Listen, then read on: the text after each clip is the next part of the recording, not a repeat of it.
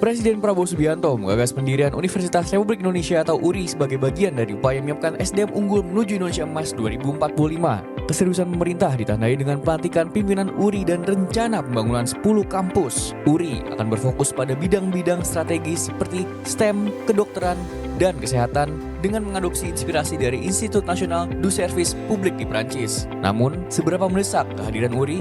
Mampukah kampus ini menjawab tantangan pendidikan tanpa tumpang tindih dengan perguruan tinggi yang sudah ada? Simak ulasannya di Editorial Review.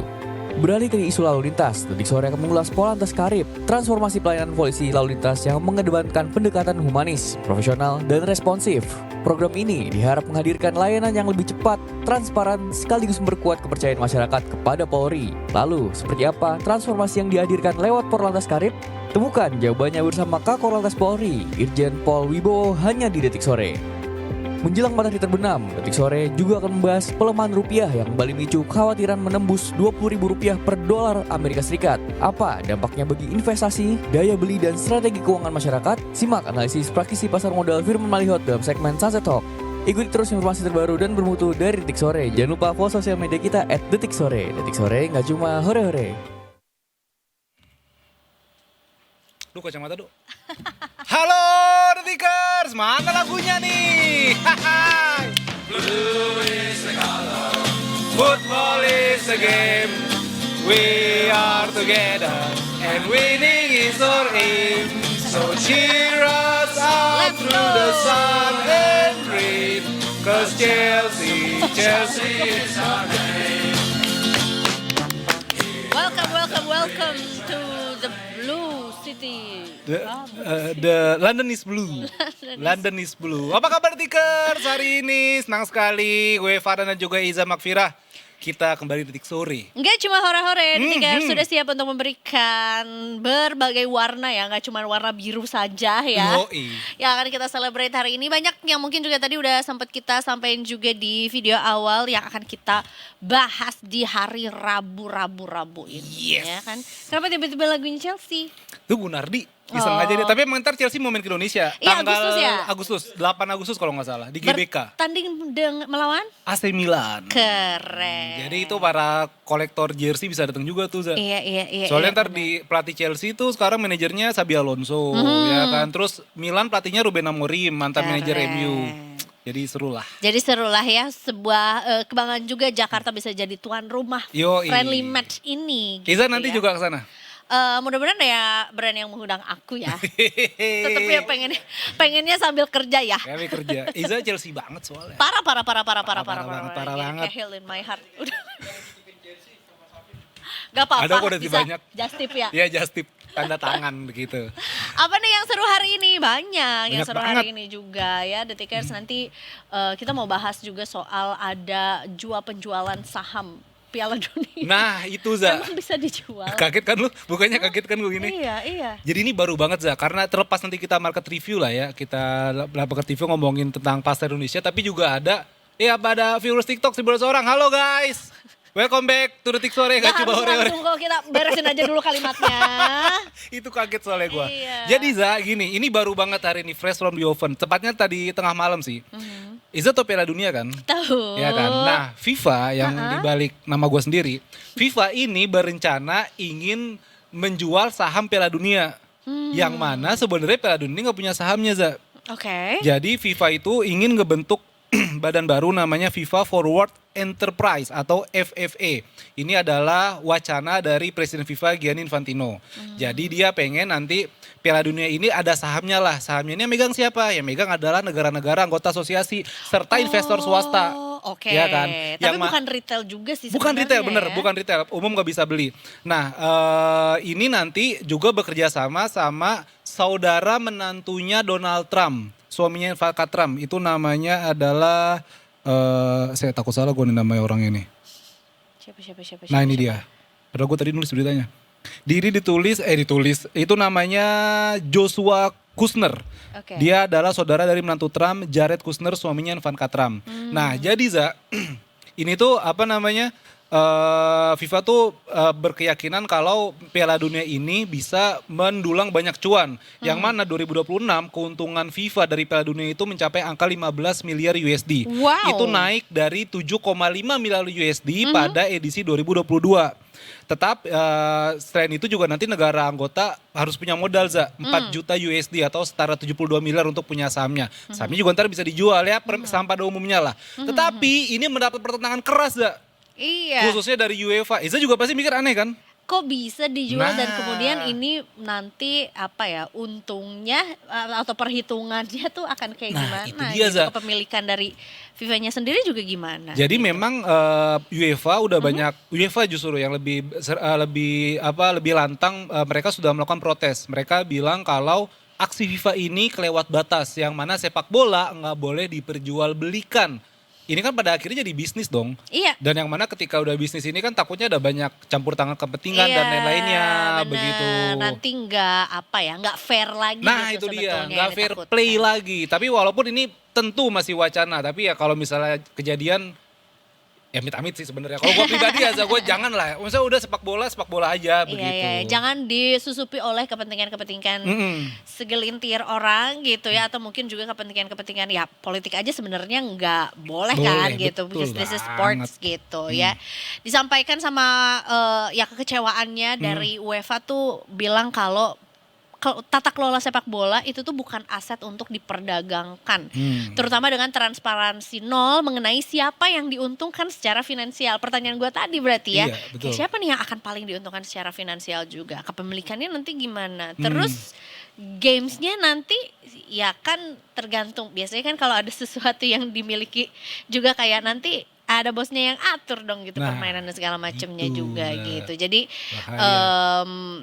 tegas UEFA adalah kita semua bukan pemilik dari sepak bola itu sendiri dan juga apalagi FIFA gak punya hak gitu untuk menjual tata kelola atau the game soccernya itu sendiri gitu ya. Padahal sebenarnya menurut gue FIFA harusnya gak kekurangan uang juga sih ya. Enggak, banyak Kemarin banget. katanya dicatatkan berapa banyak sih untungnya FIFA waktu kemarin World Cup 2026. Katanya cuannya kurang lebih sekitar 15 miliar dolar atau kurang lebih sekitar 269 triliun rupiah, dan ini udah meningkat 2 kali lipat dari profit edisi sebelumnya Iya, juga. 7,5 M. 7,5 Iya, M. cuan banget. Kayaknya juga nggak ada sejarahnya juga sih ya. Tiap World Cup menurun gitu pendapatannya. Ya, betul, Kayak meningkat betul. terus juga Meningkat kan, terus. karena makin banyak juga yang bisa yang bisa Disbisniskan. Bener dibisniskan karena memang kan tiket dijual ya Iya, kan. betul. Hotel-hotel pasti naik juga harganya. Brand-brand yang kerjasama masuk. makin banyak gitu, sponsor-sponsornya juga. Iya sih, apalagi sebenarnya tahun ini yang paling ketara, walaupun juga gue nggak paham-paham banget ya, tapi kan dengan jumlah negara yang lebih banyak yang ikut, jadi harusnya penghasilan ke FIFA-nya juga makin banyak juga dong. Belum hak siarnya. mahal. Iya, karena 48 negara tambahan Iya. negara, makin banyak hak siar. Hak siar. Makin banyak brand-brand lokal dari setiap negara yang juga mau berpartisipasi juga atau mensponsori timnasnya yang harusnya ada tembusan ke FIFA-nya juga banget, dong. Za, betul banget. Gitu. Walaupun memang ketika banyak banyak klien gitu ya Za ya, itu akhirnya peraturan lebih ketat Za. Kemarin itu di Piala Dunia 2026 ini ada beberapa nama stadion yang itu pakai nama brand tertentu. Gue tahu lagi yang Iya kan? ditutupin Dan, itu nah ya. itu akhirnya nggak boleh dipakai namanya karena nggak kerjasama sama FIFA. Betul. Kayak misalnya contoh Levi's. di Levi's itu ganti namanya apa gitu. Atlanta Stadium apa. Yang di final itu MetLife Stadium. MetLife itu ngiklan ke FIFA.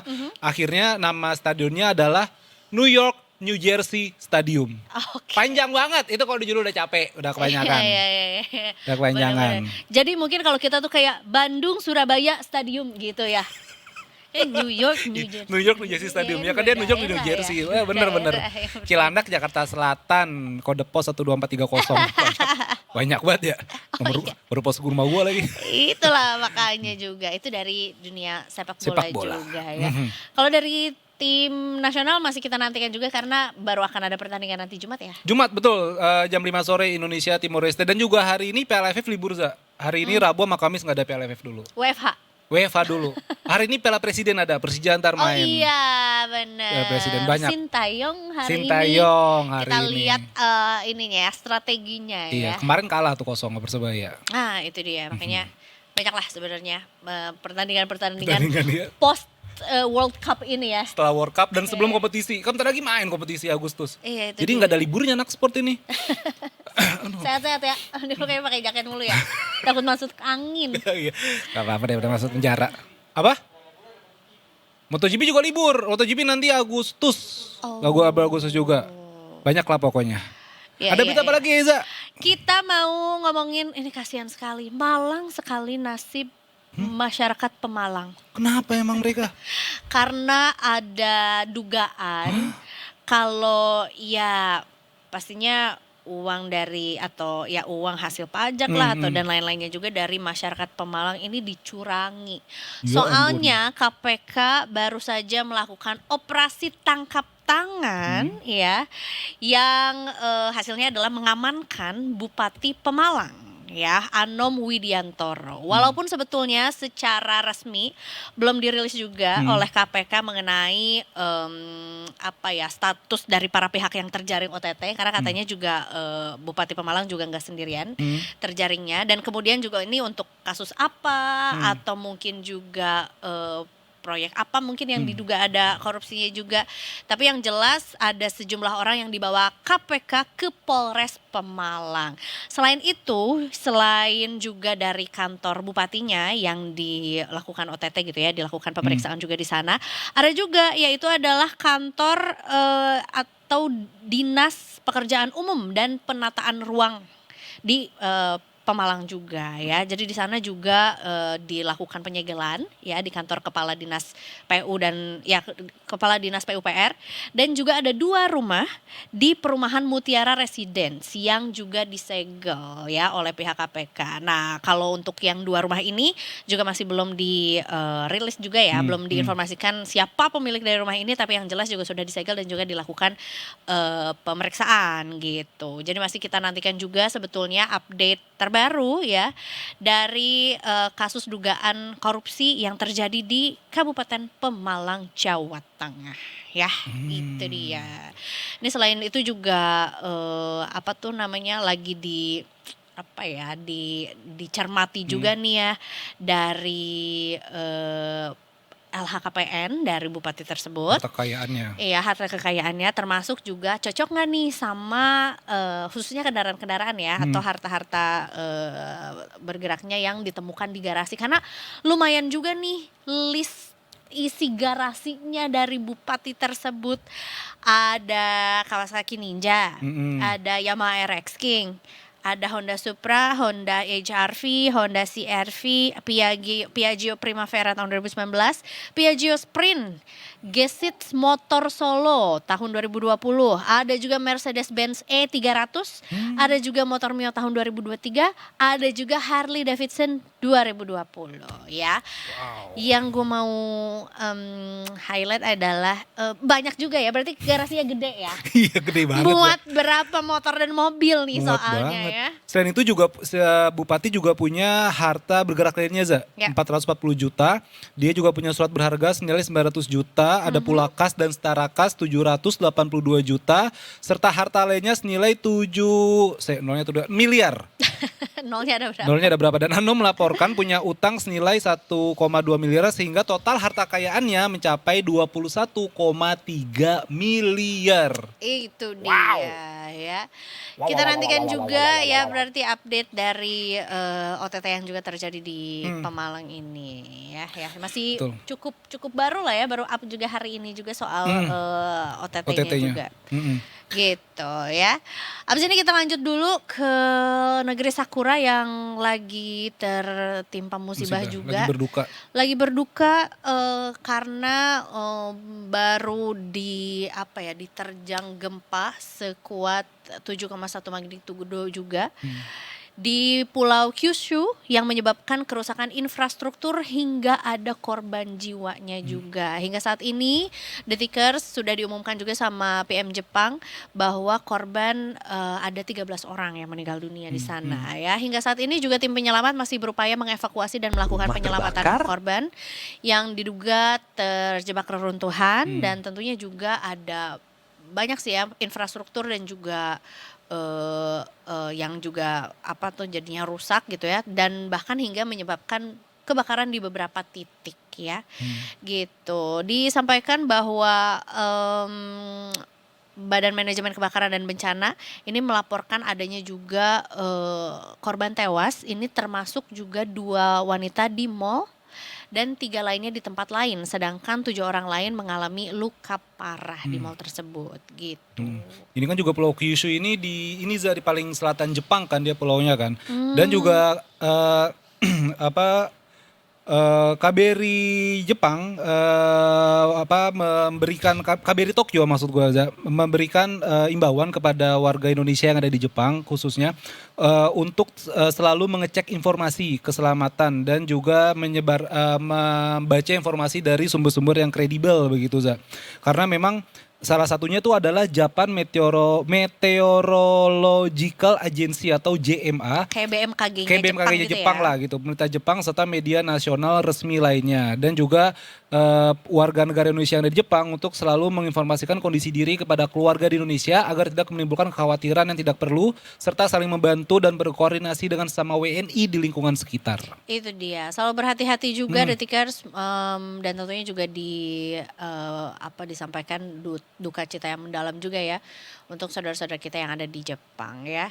Ini mungkin tayangannya juga ya yang juga cukup membuat kita jadi merinding sebagai sesama negara yang ya dilalui oleh Ring of Fire Ring of juga Fire bener, Za. gitu. Ini mallnya kan sampai yang meledak itu kan dia. Duh ngeri banget, kereta ada yang keguling tadi Detikers, rumah sampai ada yang kebakaran karena 7,1 juga gitu ya, dan bahkan sebetulnya berdasarkan catatan juga bahwa ada beberapa gempa susulan juga gitu yang terjadi di daerah tersebut gitu, jadi nggak cuman satu kali gempa aja gitu ya. Takutnya gitu soalnya, pasti ada sama takutnya ada deteksi tsunami juga, karena kan dia pasti bakal ngaruh kan dia kan di ring Pasifiknya itu kan. Aduh, hati-hati Detikers pokoknya lagi di Jepang atau lagi mau merencanakan liburan ke Jepang begitu kan, untuk selalu mengupdate informasinya. Oke, baiklah, itu dari Jepang juga. Kita beralih juga nih ya. Ini Mana agak lagi nih? lain. Yang mana? Yang mana nih? Itu yang mana tuh? Aku yang ini nih ya, itu. seorang oknum ya. Dari apa ya? Mungkin harusnya tugasnya tuh memberikan keamanan gitu ya, menjaga keamanan. Tapi malah melakukan tindak pencurian terhadap ompreng MBG. Ya, Jumlahnya nggak tanggung-tanggung, 1.700 ompreng MBG ya dicuri di sebuah SPPG di kawasan Ciputa, Tangerang Selatan juga. Dan sebetulnya mungkin bisa dibilang sindikat oknum lah ya, karena memang nggak cuma dilakukan sendirian juga. Ada 4 orang yang melakukan pencurian tersebut. 3 diantaranya sudah ditangkap ya, yang merupakan satpam di dapur SPPG tersebut gitu. Jadi selain ada 1.700 ompreng MBG yang juga dibawa kabur, ada juga 2 buah kompor. Wow. Ada blender, ada printer, genset, powerbox, dan juga recorder CCTV, serta 1 kunci gerbang dan juga 1 kunci gerbang di yayasan tersebut gitu ya, di SPPG tersebut gitu. Dan kemudian setelah dilakukan penangkapan, akhirnya diinterogasi lah ya, kayak mencuri untuk apa gitu. Dan ini kan maksudnya barang-barang yang barang operasional itu. Barang operasional untuk ya. makan makanan nanti. Itu dia, apa mau murid-murid. bikin SPPG baru apa gimana gitu kan. Ternyata diungkap juga ya bahwa si para pelaku ini ya, si oknum-oknum ini melakukan pencurian karena mau membeli narkoba katanya gitu. gitu. Jadinya double ya, udah pencurian juga. Beli narkoba juga. Itu dia. Aduh. Sudah di 1.700 loh. Iyalah. Ompreng tuh yang tepatnya itu Tempat kan? makan Iya, ini, tempat si piring- makan yang si piring piring itu. besi yang kayak di pesantren. Itu dia. Astaga. Dan sudah sudah ditindaklanjuti juga oleh tim Opsnal Polsek Ciputa Timur. Gua nggak habis pikir, Za. Udah nyuri buat beli narkoba lagi, ya ampun. Aneh-aneh aja. Takutnya setan minder nanti. Lah, job desk gue diambil semua. Diborong ya. Diborong semua. Oke, Tikers, habis ini kita break dulu dan nanti kita akan masuk ke editorial review. Ini juga menarik nih, Za. Ini berapa waktu belakang kita sempat bahas Universitas Republik Indonesia. Wow, kampus URI, baru. ya kan kampus baru. URI, Universitas Indonesia. Benar juga, nggak salah. Gak salah. Slogannya hura. Jadi kita kerjasama lah. Nggak cuma uri-uri ya. Gak cuma uri-uri. Oh iya, gak cuma uri-uri. Nanti kita bakal ngebahas bareng Waret Politik Edu, ada Mbak Hani soal Universitas Republik Indonesia yang menjadi gebrakan baru Prabowo di bidang pendidikan. Itu dia ya. Siapa tahu mau mulai mendaftar juga, kita akan print langsung formulirnya ya. Walaupun udah Mau kemakan kuliah usia ya. lagi. Tapi gak ada Siapa salahnya. tahu, nggak tahu kan. Untuk Makanya kita ilmu mau- sampai ke uri. Nah, kita mau cari tahu juga nih kayak gimana sebetulnya ya Universitas Republik Indonesia ini ya. Jangan kemana-mana, tentunya masih di Detik Sore. Gak cuma hore-hore.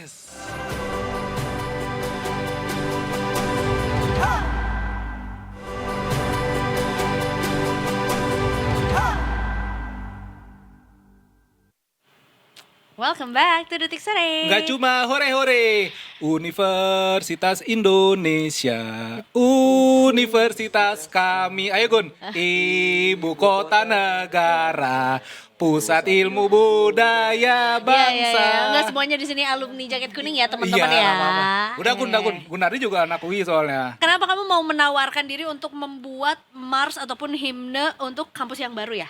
Mungkin, belum Iya ada kan? soalnya. Belum ada soalnya. Ini baru wacana pembentukan gitu ya, satu universitas baru namanya Universitas Republik Indonesia. Nanti siapa tahu kalau udah nemu dana-dananya bisa. Universitas aduh panjang banget namanya tapi ya. Kayak gitulah pokoknya. Dan untuk membahas lebih lengkapnya di Tikers, bagaimana Universitas Republik Indonesia yang menjadi terobosan dari Pak Presiden Prabowo di bidang pendidikan, kita akan mengulas ya bersama dengan Waret Pel Detik Edu. Ada Mbak Hani di sini. Selamat sore, Halo, Mbak selamat Hani. sore Eiza. Sekarang Afif. bukan ibu kepala sekolah lagi, tapi adalah ibu dosen ya. Ibu dosen, bener. Ibu dosen yang mau Ibu rektor. Ibu rektor. Ibu dekan. dekan. Lah, udah rektor aja kalau gitu ya. Turun lagi. Ibu rektor ini mau ngasih tahu Gimana, ke kita gimana? soal Universitas Republik Indonesia yang sebetulnya ini baru wacana lah ya gitu ya, rencana pembentukan atau pembangunan satu universitas baru. Nah, mungkin yang perlu kita tahu soal kok tiba-tiba kita mau membentuk itu satu dia. universitas baru sih, ini tuh dari mana awal mulanya? Nah itu dia. Nah, itu dia. ini disclaimer dulu Iya, ya, iya, Detikers. Jadi pertama kali terdengar tuh memang pas saat pelantikan itu Bu, Oh. gubernur itu. Di salah satu daerah lah ya. Enggak, kan istilahnya rektornya bukan rektor tapi gubernur. Oh, Gubernur gitu. Universitas Republik Indonesia. Oke. Nah, kemudian apa itu Universitas Republik Indonesia itu baru nongol tuh di situ gitu. Kemudian coba konfirmasi ke Komisi 10 gitu kan. Ternyata DPR juga belum diberitahu gitu. Oh, saatnya kita bilang spontan. Soalnya berarti bukan dari dari polemik atau mungkin juga ini Indonesia ternyata kekurangan nih, misalnya universitas atau kampus gitu. Akhirnya perlulah ada satu institusi baru gitu untuk bisa menjawab sebuah keresahan itu. Berarti Nah bukan itu begitu ya? dia. Kalau menurut jumlah atau kuantitas itu Indonesia nggak kekurangan kampus sebenarnya. Terutama di, Ada. di Pulau Jawa lah at least ya Mbak ya. Ada 4.000-an kampus sudah di sini untuk 285 juta penduduk Indonesia. Nah di Cina itu 3.000-an sekian untuk 1,4 miliar gitu. Dengan luasan daerah yang lebih besar, dengan masyarakatnya yang lebih banyak juga. Iya. Oh, padahal kita disuruh menuntut ilmu sampai ke negeri Cina. Ternyata banyakan kita kampusnya. Kebanyakan kita gitu. Nah, ini posisinya juga semua lagi nunggu karena wakil rakyat pun belum diajak ngobrol atau belum sebenarnya seperti apa konsepnya seperti itu. Nah, jadi menyampaikan aja nih apa yang redaksi tahu dari yang disampaikan sama Gubernur URI yang waktu itu dilantik itu. Oh, oke. Kenapa namanya harus gubernur sih, Mbak? Gubernur dan wakil itu gubernur dia. kan, bukan rektor atau Nah, wakil itu rektor dia. seperti kampus pada umumnya. Nah itu dia, itu juga banyak nih pertanyaan kenapa gubernur, kenapa bukan rektor. Terus Iya. kemudian aturan dasar hukumnya atau ada apa peraturan, ada perpresnya kah untuk mendirikan itu gitu. Itu juga belum tahu anggarannya dari mana, itu juga belum tahu gitu. Tapi yang jelas akan dibangun 10 kampus. Oke. Ah. Oh 10. 10. Oke. Yang pertama ini di Bogor Utara itu. Di Bogor Utara. Kemudian apa mengajarkan wawasan kebangsaan kayak Oke. semacam leadership gitu kan. Terus waktu itu sempat terbersit ini apakah nggak sama ini dengan Lemhanas gitu kan. Lah iya. Iya kan, kan kayak misalnya kayak eselon 1 harus sudah masuk Lemhanas gitu. Ternyata menurut Gubernur Pak Doni itu berbeda gitu, berbeda tugasnya. Oh alah begitu. Itu baru satu tuh ya. 9-nya lagi mungkin ada. Nah itu Ini belum dia, tahu belum tahu juga. gitu. Oh. Apakah satu dulu di pilot project kan atau langsung 10 itu bergerak bersama. bergerak bersama Iya, gitu. iya. Nantinya akan di bawah Kementerian Pendidikan kah atau gimana Mbak? Nah itu juga Si misteri. masih misteri. Semua kampus kan sebenarnya perizinannya di Kemdikti ya. Cuman kemarin itu URI ini ada 3 badan yang dia bawahi. Lembaga Administrasi Negara, Badan Pendidikan, katanya yang akan menaungi SMA Unggul Garuda juga, which is sekarang yang ada di bawah Kemdikti. Satu lagi lupa apa ya? Ada satu lagi. Lupa satu lagi. Ada Afif. pokoknya. Ya ada pokoknya. Ada Oh, 3 oke. itu. Ada 3. Dan ini juga kabarnya nanti lulusannya ini bisa disalurkan untuk menjadi tenaga kerja BUMN ya, Mbak? Kabar-kabarnya masih Iya. kabar-kabar. Setingkat leader.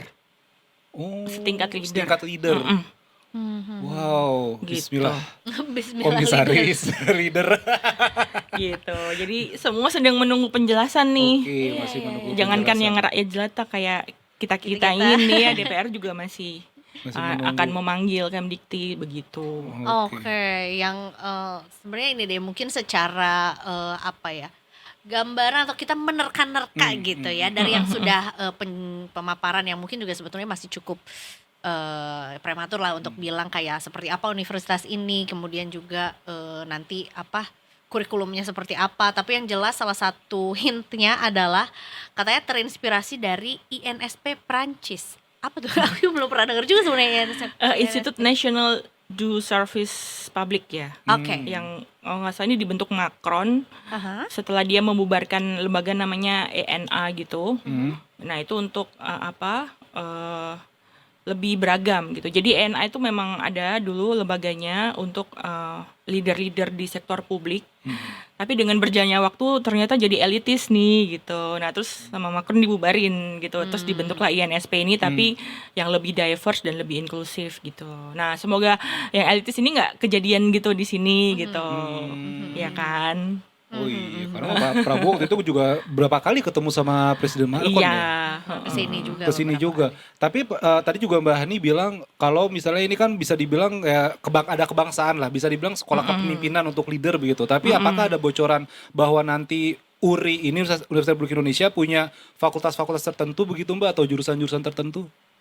Ini juga Masih belum jelas gitu. Kemarin situsnya URI itu sekarang nggak bisa diakses ya. Kemarin sempat bisa diakses itu sehari setelah pelantikan deh. Kalau nggak salah hari Jumat ya. Itu disebutkan bahwa tidak sama gitu dengan Kampus-kampus lainnya. kampus lainnya gitu. Tapi ada juga yang bilang siapa ya pejabat kemarin tuh yang bilang ini akan fokusnya sama STEM. Nah itu juga belum jelas, masih simpang siur. Sekarang situsnya belum bisa diakses lagi gitu. Tapi umum gak sih untuk sebuah universitas gitu yang pimpinnya sama gubernur gitu? Atau kan sebenarnya si gubernur ini tuh ya panggilannya aja sebenarnya secara tupoksi, secara tugas ya mungkin dia ya sebenarnya seperti rektor gitu. Atau gimana Iya, sih? seperti rektor. Nah, itu dia. belum ada aturan oke. yang mendasar. Kita belum tahu ya, atau mungkin sudah ada tapi belum dirilis gitu sama sekretariat negara gitu ya. Harusnya sih rektor ya, menurut ketentuan undang-undang ya. Tapi ini kenapa disebut gubernur? Ini kan setara kayak Lemhanas atau kayak Akmil gitu ya. Gubernur Akmil gitu kan. Nah, itu apakah ini universitas atau lembaga pelatihan ya? Itu kita masih butuh penjelasan, Pak. Mohon di-approve, Pak, request wawancara kami. Sebuah Iya. request tuh. Segala cara dilakukan sampai live loh Pak ini Pak. Iya. Mbak Hani, aku juga ngeliat di Detik Edu ini beberapa fakta soal URI, ada menyebutkan bahwa angkatan pertama URI mencapai 399 orang. Apa berarti memang udah dibuka nih Mbak batch 1 ini? Udah dibuka, ada 399 orang pegawai baru BUMN sih. Itu mungkin kayak MT kali ya, manajemen trainee ya Iya, gitu. iya. Buat iya. Tapi jatuhnya bukan kuliah lagi dong kalau gitu. Makanya ini harus diperjelas gini gitu dulu. Jadi iya, karena namanya universitas jadinya kan nggak beda juga ya sama lembaga sertifikasi misalnya Iya. gitu, ataupun juga badan sertifikasi Kursus atau mikro kredensial gitu kan. Iya. Atau kayak Lemhanas sih, yang biasanya itu kan kemarin kan pada ini kan sama kayak Tumpang Tindih gitu, dengan Lemhanas, atau Tumpang Tindih dengan LAN, atau kenapa nggak diberdayakan saja IPDN gitu kan, lulusan IPDN gitu kan, atau diberdayakan yang sudah ada gitu Yes. kan, tinggal menghubungkan di mana gitu. Itu sih masih menjadi pertanyaan yang semoga bisa besar. dijawab. Banyak sekali, berarti sebenarnya ini kita adalah forum bertanya dan saling bertanya. Iya, juga ya. Karena kita banyak yang penasaran juga, termasuk ya itu tadi, angkanya sudah ada nih untuk batch yang pertama atau angkatan yang pertama 399 juga angka yang lumayan banyak juga gitu. Tapi di situ dijelaskan kalau ya mostly adalah para pegawai BUMN juga gitu, yang artinya apakah berarti memang ini hanya bisa ya pesertanya hanya memang dari golongan atau kelompok tertentu, atau mungkin bisa untuk umum kita. Dibilangnya sih untuk umum ya, tapi itu untuk dipersiapkan buat yang leader-leader di BUMN, leader-leader di pemerintahan seperti itu. Umumnya juga ada berarti ntar Mbak. Semacam lembaga kepemimpinan, lembaga dasar kepemimpinan. bukan Punya singkatan, Mbak, LDKS aku ya. pusing. Ya itulah pokoknya untuk mencetak leader dengan wawasan kebangsaan gitu. Tapi kedepannya kabarnya juga bakal ada beasiswa ya Mbak nanti? yang Iya, masuk sini? skemanya Skemanya begitu. Dan beasiswa juga kalau gratis. misalnya melihat program Pak Prabowo kan di bidang pendidikan itu ada sekolah Garuda unggulan. Betul. Sekolah unggulan Garuda. SMA Garuda. SMA Garuda. Berarti ini sekarang universitasnya ada juga. Berarti apa artinya memang Pak Prabowo ingin memaksimalkan cepat mungkin gitu program dia untuk bisa berjalan dengan sebaik-baiknya begitu Mbak? Iya, kayaknya ini terobosan ya. Jadi kayaknya Terobosan. udah mungkin kalau mengganti sistem kelamaan, kita bikin sistem baru gitu mungkin ya. Mungkin. Gitu. Nah, SMA Garuda ini kan emang unggulan kan. Maksudnya anak-anaknya dipilih yang akademisnya bagus gitu kan. Terus nanti disekolahkan ke universitas dunia. Di kayak Harvard, Oxford dan gitu. Nah, mungkin juga sebagian ada yang masuk URI gitu. Oke, jadi satu benang merah lah. Biasanya Iya, semua berkesinambungan gitu ya. Kesinambungan, benar-benar. Jadi satu ini lagi ya, satu jalur lah gitu juga.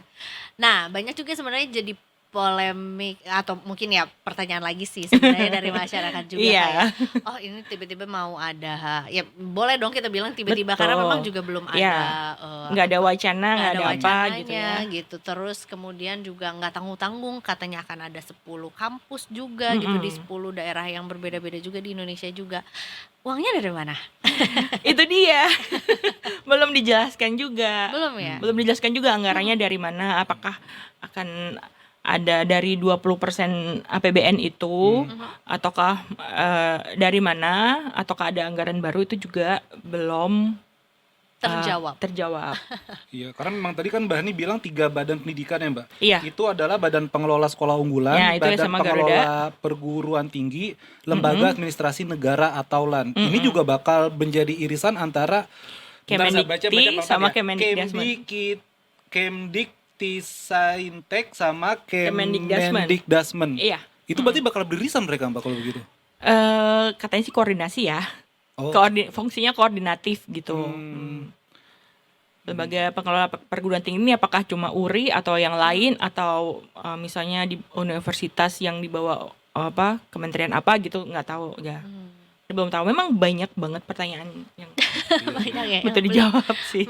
Minta dijawab juga. Nah, sekarang kita ngomong deh kita ngobrol deh soal ya akhirnya terbentuk juga ya opini gitu ya dari masyarakat juga, termasuk juga dari para tenaga pengajar juga gitu yang cukup ramai juga di sosial media ngomongin soal jumlah kampus yang sebetulnya kita nggak kekurangan atau bahkan sebetulnya ada beberapa kampus gitu yang memang perlu lebih banyak perhatian dari sisi harus ditingkatkan kualitasnya Betul. gitu. Ada yang juga mungkin diperhatikan juga tenaga pendidiknya juga gitu. Biar mungkin ya memperkuat atau ya kita udah banyak kok sebetulnya gitu ya kampus-kampus juga di Indonesia, terutama sebetulnya di Pulau Jawa juga. Apakah sebetulnya ada pertimbangan nggak sih atau apa yang beredar di masyarakat soal kenapa kita nggak memperkuat kampus-kampus yang udah ada aja gitu?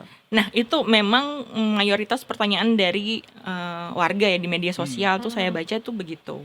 Karena ya tadi itu kampus kita nggak kurang kok 4.000 sekian kampus gitu ya. Dari 4.000 sekian kampus itu untuk 285 juta gitu kan. Nah yang masuk 200 dunia baru UI. Tok. Aja. Iya. Nah kampus-kampus yang lain kayak ITB UGM sedang mengejar gitu, tapi belum gitu. Nah, apa kabar dengan pendirian kampus ini gitu. Plus nanti ada transnational education dari kampus-kampus luar itu akan banyak buka cabang di Indonesia. Seru banget nggak tuh pendidikan kan? tinggi kita jadinya, ya kan? Iya. Jadinya tuh lebih fokus ke apa yang sudah ada dan kita punya juga gitu. Karena walaupun mungkin di satu sisi memang baru UI itu yang dianggap Masuk bisa 200 masuk ke besar 200 dunia, besar dunia iya. gitu. Tapi bukan berarti kampus-kampus mentereng lainnya juga di Indonesia tuh bukan belum siap atau kualitasnya nggak bagus, tapi mungkin juga perlu perhatian lebih Perlu aja di gitu. upgrade kualitasnya terus menerus gitu. Kayak misalnya naikin gaji dosen gitu kan, naikin dana riset gitu. Itu juga yang Jadi banyak muncul juga tuh kualitasnya gitu. di masyarakat juga gitu. Iya, bahkan kalau misalnya dari ditarik garis lebih luas lagi Mbak, tadi kalau gaji dosen, gaji guru kan juga jadi perhatian kan Mbak? Iya betul. Apakah itu dari Komisi 10 juga udah memberikan push lah gitu kepada pemerintah begitu untuk ya ini gaji-gaji guru tolonglah diperhatikan, apalagi yang masih honorer, Iya. apalagi yang di daerah terdepan dan terluar gitu Mbak. Kalau untuk guru ini sebenarnya pengaturannya sudah masuk dalam RUU Sisdiknas ya, gitu. Jadi nanti guru ini kalau menurut Mendikbudrismen tidak kurang juga gitu, karena tapi guru-guru ini ngumpul cuma di titik-titik tertentu gitu. Jadi misalnya gurunya kebanyakan di sini, tapi di sana kurang gurunya. Tapi totally secara keseluruhan perbandingan jumlah guru dan murid itu di Indonesia cukup. Iya, secara Gitu. distribusi. Secara berarti. distribusi. Nah, ini nggak bisa kalau cuman kan ego sektoral daerah ya di bawah di dinas gitu kan. Nah, itu nanti mau ditarik ke pusat. Jadi biar bisa mindah-mindahin dari antar provinsi itu bisa enak gitu. Itu juga termasuk ngaruh ke kesejahteraan. Iya, termasuk juga ngaruh ke biar kualitas pendidikan tuh nggak timpang gitu antara satu daerah dan Betul, juga daerah iya. lainnya. Karena kayaknya ini juga udah jadi polemik cukup lama juga deh, kayak yang bikin kenapa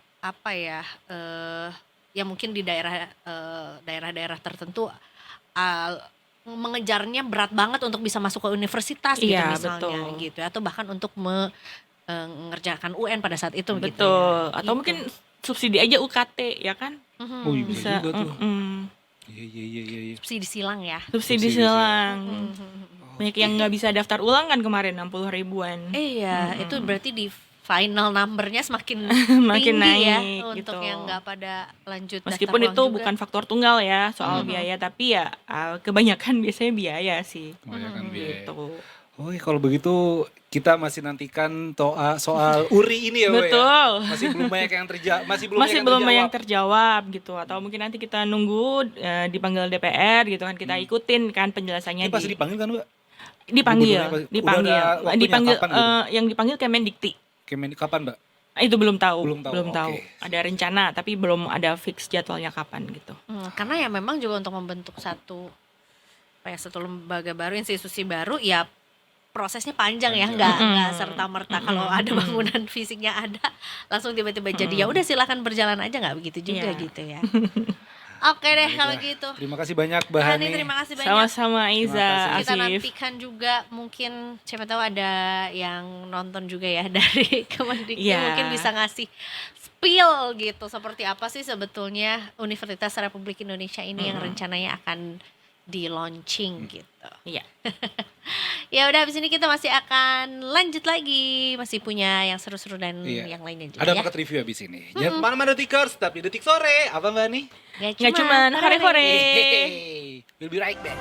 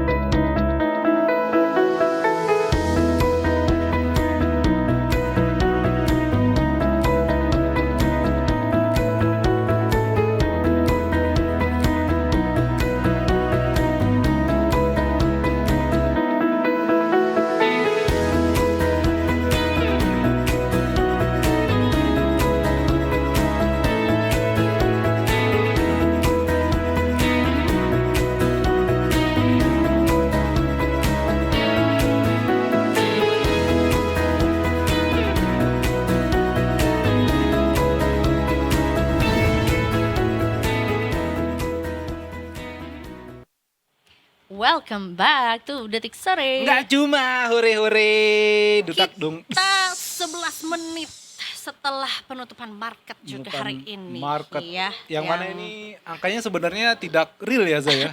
sebenarnya lebih mellow lagi sih. Lebih merah ya, hari lagi. ke-6 untuk market kita harus mengalami apa namanya ya, koreksi Koreksi. gitu ya. Hari ini ditutup juga di angka 6.000. 91,39 atau minus 0,64%. Itu dia. Beneran begini nih, set, kasihan deh lu. Parah banget. Apakah kesian atau mungkin kita sebenarnya bisa melihat peluang, atau mungkin kita pelajarin lah ya si dari sentimen-sentimen yang juga tadi sempat kita sampaikan juga di layar buat Detikers ya. Bersama dengan Kananda, welcome back dari Mega Capital Securitas. Terima kasih. Kembali, Iya, Terima kasih. hari ini cukup berbunga-bunga ya Kananda ya. Iya bajunya ya.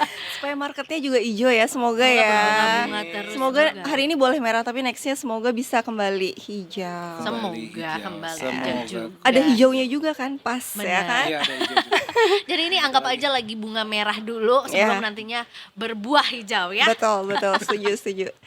Kan Anda mungkin juga kita mau bahas soal sentimen-sentimen dulu lah ya gitu, yang kayaknya memang terbesar pengaruhnya adalah dari mundurnya Gubernur BI yang sebetulnya sudah cukup lama juga menjabat dari 2019 kalau nggak salah ya, dan cukup tiba-tiba gitu. Ada apa yang mungkin kita bisa bahas? Ya mungkin kita lihat market sih saat ini masih menantikan siapa penggantinya, ya kan. Untuk saat ini kan sementara adalah Ibu Destri, tapi market juga ngelihat sebelumnya Gubernur BI ini sudah digantikan tapi masih pejabat sementara, dan apakah kebijakan-kebijakannya tersebut masih berlaku ya kan, atau ada perubahan kebijakan. Nah market ini kan tidak suka dengan ketidakpastian. Nah itu yang membuat market juga agak bergejolak sebenarnya. Jadi mereka juga masih mempertanyakan gimana nih keputusan selanjutnya, siapa yang penggantinya, kemudian aturan-aturan apa yang masih berlaku atau ada yang dihapuskan itu. Nah yang memicu market juga agak tanda tanya sih kayak gitu. Tapi juga dilihat dari kebijakan yang BI juga terkait BI, ada kemarin kan hedging swap untuk investor asing juga masuk ya, agar bisa rupiah kita membaik. Nah itu juga terkait sentimen yang ada supaya rupiahnya ini nggak jebol terus nih lebih dari sekarang sempat terakhir 18.100, jangan sampai lebih dari itu ya kan anjloknya. Jadi mungkin selain memperhatikan itu juga memperhatikan juga kebijakan BI-nya sendiri sih, market lihat apakah bisa menarik investor asing untuk masuk ke bonds gitu. Kalau misalnya bondsnya balik, oke rupiahnya kita stabil, investor asing bisa ada potensi masuk, IHSG juga potensinya membaik kayak gitu kurang lebih. Kalau di sepak bola tuh ada rumor transfer pemain, Mbak. Kalau di Bank BI juga di Bank BI Di BI? di BI juga ini apakah ada nama rumor-rumor yang menjadi gubernur selanjutnya, Mbak? Katanya kan nama Pak Purbaya tuh santer diberitakan. Ya, ya. Oke, memang ada dari berbagai sumber ya. Memang market mulai melihat siapa sih penggantinya. Otomatis kan saat ini yang menjabat BI dong, yang menjadi potensinya saingannya Ibu Destri. Kemudian juga ada dari luar sendiri Kemenkyu ya kan. Itu juga menjadi perhatian nih. Tapi mungkin market lebih fokus ke oke, siapa penggantinya kalau misalnya sampai Kemenkyu yang diganti juga siapa yang mengisi posisinya itu itu juga dia. kan.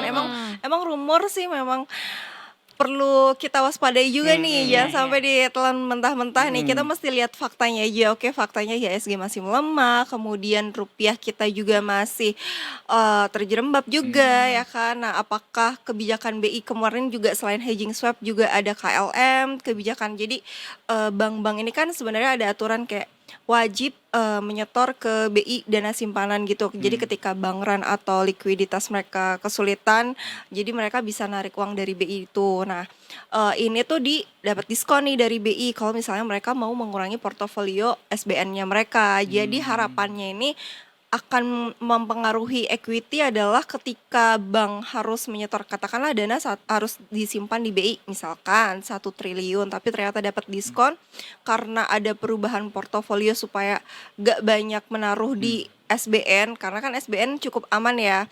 Nah, harapannya itu supaya terjadi mereka bank-bank ini menyalurkan kredit nih ke masyarakat karena kan perekonomian juga lagi struggle ya. Nah, kalau misalnya banyak kredit yang disalurkan ke masyarakat, otomatis usaha akan tumbuh ya kan. Dari penyaluran kredit itu bisa juga masyarakat mengajukan KPR atau buka usaha, ekonomi bertumbuh, Ekonomi bergerak, membaik. Nah, harapannya tuh seperti itu. Kalau misalnya kejadian kayak gitu, IHSG juga potensinya akan kembali hijau kayak gitu. Jadi memang untuk terkait rumor memang tidak dipungkiri pasti ada, cuman mungkin kita juga harus melihat satu sisi yang lain adalah data-data seperti kebijakan itu apakah seberapa besar sih pengaruhnya, apakah memang bank ini akan mengurangi portofolio SBN mereka sehingga otomatis yang kalau misalnya ternyata mereka mengurangi itu mereka dapat diskon misalnya katakan harus 1 T disimpan di BI, katakan setengahnya deh. Nah, otomatis setengahnya itu mereka bisa untuk muterin duitnya kan, muterin duitnya untuk misalnya kasih pinjaman kredit ke masyarakat, otomatis bergeraklah kayak ekonomi. Kalau nggak salah juga sebetulnya BI juga udah mulai menarik juga nih pinjaman-pinjaman yang kemarin-kemarin diberikan ke bank-bank himbara juga gitu Nah, ya. iya. Itu juga sebetulnya juga jadi ini ya kayak udah the honeymoon is over gitu ya. Iya. Mungkin bank himbara juga dimintai apa ya laporannya juga seberapa banyak nih si dana yang kemarin dipinjamkan gitu ya udah terserap di masyarakat Iya. atau belum gitu, realisasinya juga seperti apa gitu dan ya kayaknya masih belum ini ya belum greget banget gitu Iya, betul kayaknya betul. ya. Ekonomi kita juga PDB masih Pak Prabowo mintanya kisaran 8%, tapi ternyata masih di angka 5% kan. Jadi memang kita harus masih inilah cari cara karena kan BI makanya kemarin nggak menaikkan suku bunga kan. Nah, karena BI punya instrumen lain juga itu. Kurang banyak kayaknya jajan macanya kita nih ya. Eh, Kita kan sebagai masyarakat kelas menengah kan tulang punggung Komedi tulang punggung ekonomi. Tulang ekonomi karena yang jajan overpriced matcha kita. Kita bener kena semuanya. Yang beli blind box kita yang nonton konser banyak kan juga dari kelas menengah Iya. juga begitu Iya. ya. Mbak, ini kalau kita lihat IHSG juga kan sepertinya dalam 2 pekan terakhir asing udah mulai masuk nih Mbak. Walaupun mungkin masih selektif lah. Kayak misalnya hari ini itu asing itu udah masuk 11,3 triliun Eza. Dan yang foreign tuh cuma 2 triliun. Berarti kan lebih Timpang ya? ya maksudnya yang beli lebih banyak begitu Mbak. Apakah memang sekarang asing sudah mulai masuk atau ini hanya lagi musim laporan keuangan nih Mbak? Oke, oh ya, sekarang memang lagi musim laporan keuangan. Tapi di sisi lain, untuk asing ini sebenarnya kita lihat tuh ada transaksi nego dari emiten MAPI. Jadi memang kelihatannya asing beli, padahal ada kalau secara regulernya di sekundernya itu dia masih net sell kayak gitu.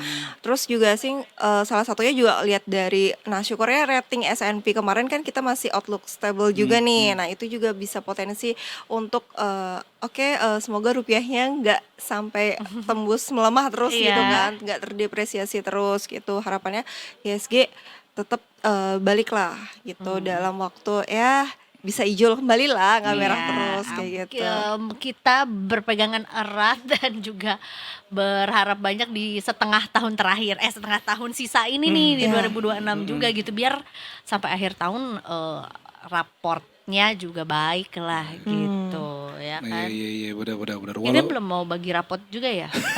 Anak sekolah dong. Udah lewat bagi Ya, kayak rapotnya.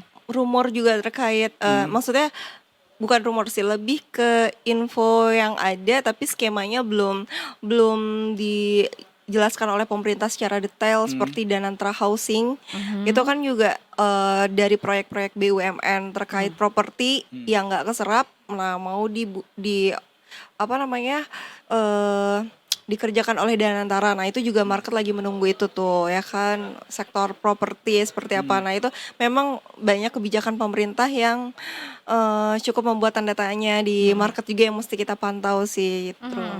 Untuk Iya sih. kejelasannya itu ya kan. Betul ya, banyak simpang siuran, jangan sampai yang mengkonsumsi kita atau masyarakat tuh justru rumor-rumor yang nggak jelas asalnya dari mana gitu. Jadi memang perlu apa ya, banyak yang perlu dikomunikasikan gitu ya, Iya, biar betul. bisa memberikan kepastian lah buat para investor juga gitu ya. Dan teman-teman aku Mbak, para investor retail ini Mbak, teman-teman segeng gitu Mbak.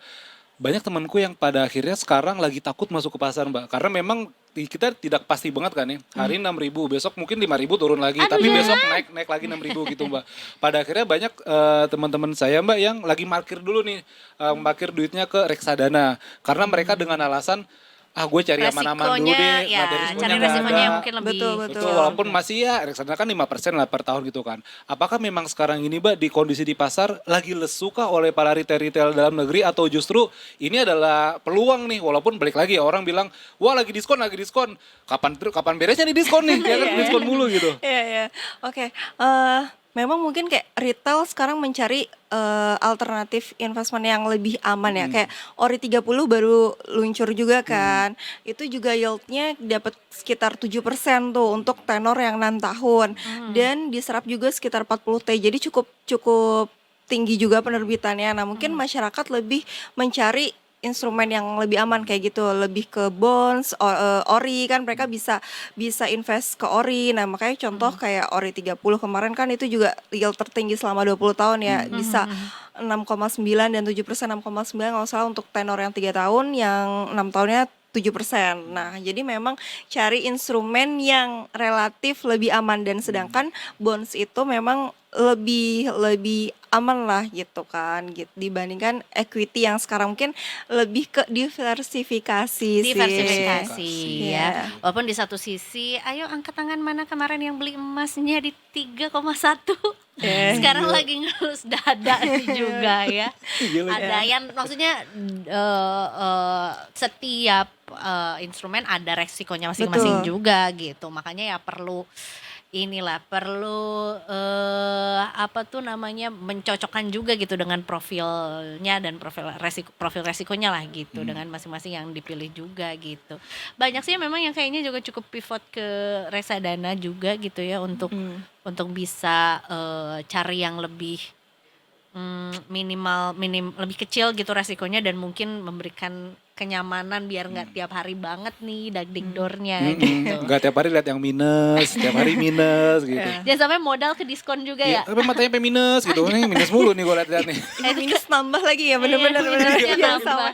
Udah Nambah lagi. minus aja, kacamata aja yang minusnya nambah ya, udah bener-bener. Itu juga jangan sebenarnya kan ya. Sebenarnya. Jangan Mbak, nih kalau sampai. misal kita IHSG juga, apakah memang ada potensi untuk rebound kembali Mbak? Atau walaupun memang ya masih di tengah tidak kepastian, karena khususnya kayak tadi Gubernur BI masih belum tahu siapa gitu. Tapi ketika retail sekarang ngelihat pasar dalam kondisi kayak gini Mbak, apakah masih wait and see dulu begitu Mbak? Atau lebih ya diversifikasi tadi yang seperti Mbak Nana bilang? Ya mungkin lebih ke diversifikasi instrumennya, atau misalnya atau kalau enggak memang seperti yang Mbak Eiza bilang ke reksadana juga kan, ada retail ke reksadana kalau nggak langsung ke orinya.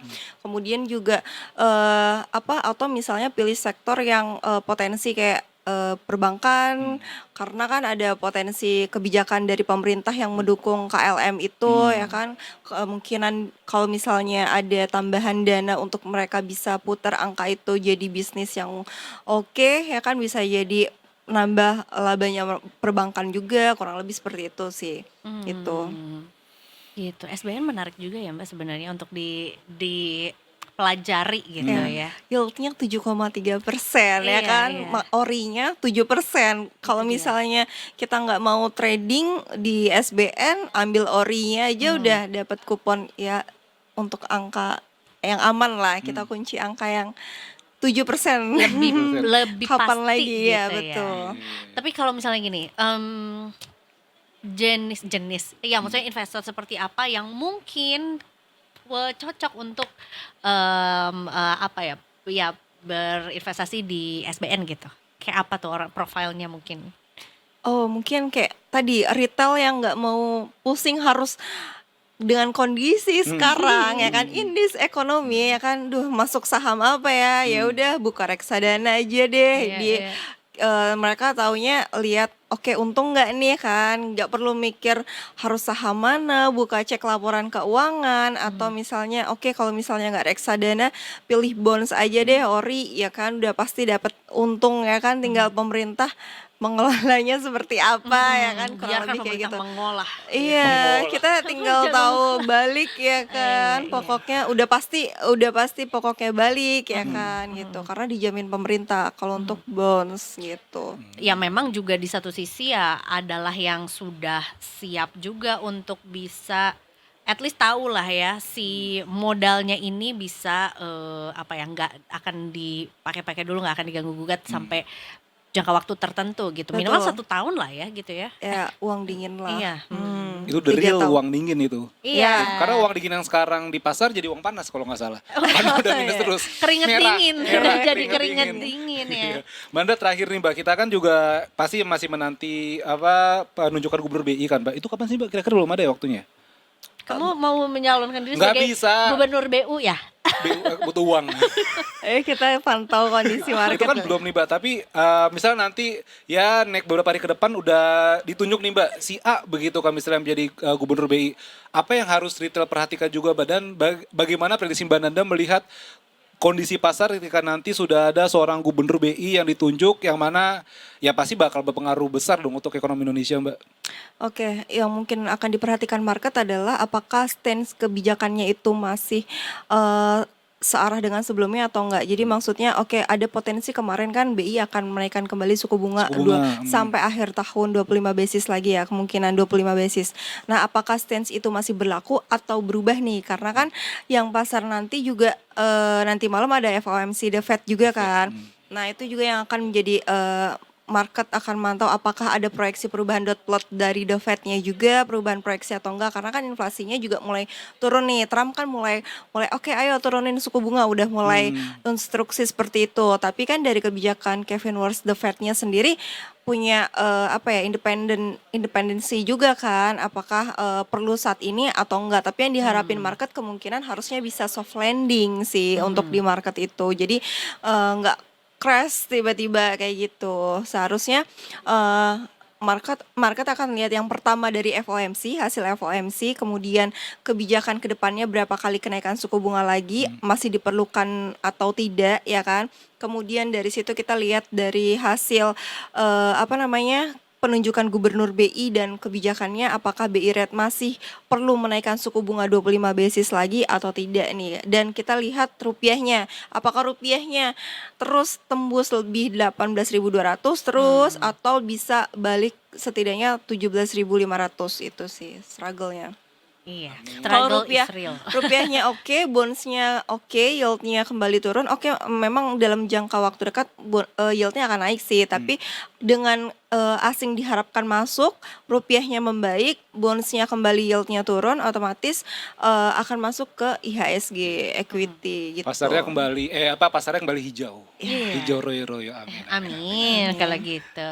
Makasih banyak Terima kasih kan banyak, Anda Mbak sudah Thank you. memberikan pencerahan Pencerahan. juga dan mungkin juga bisa membuat Detikers juga kayak lebih terbuka lah ya wawasannya juga bahwa ya ini memang lagi dihadapi bersama juga ya challenge-nya, tapi bukan berarti juga Detikers nggak bisa mencari peluang lah ya gitu. Tapi ngomongin soal peluang juga, abis ini mungkin kayaknya akan ada yang lebih dalam lagi, kita ngomongin soal peluang-peluang dalam berinvestasi juga ya. Wow, makanya jangan kemana-mana Detikers. Oh ya Mbak, masih ingat kan kalau aku bilang detik sore gak coba. Oke, siap. Masih. Detikers jangan kemana-mana, abis ini kita balik lagi cuma di detik sore. Nggak cuma hore-hore. Nggak cuma hore-hore. Hey, stay tune ya.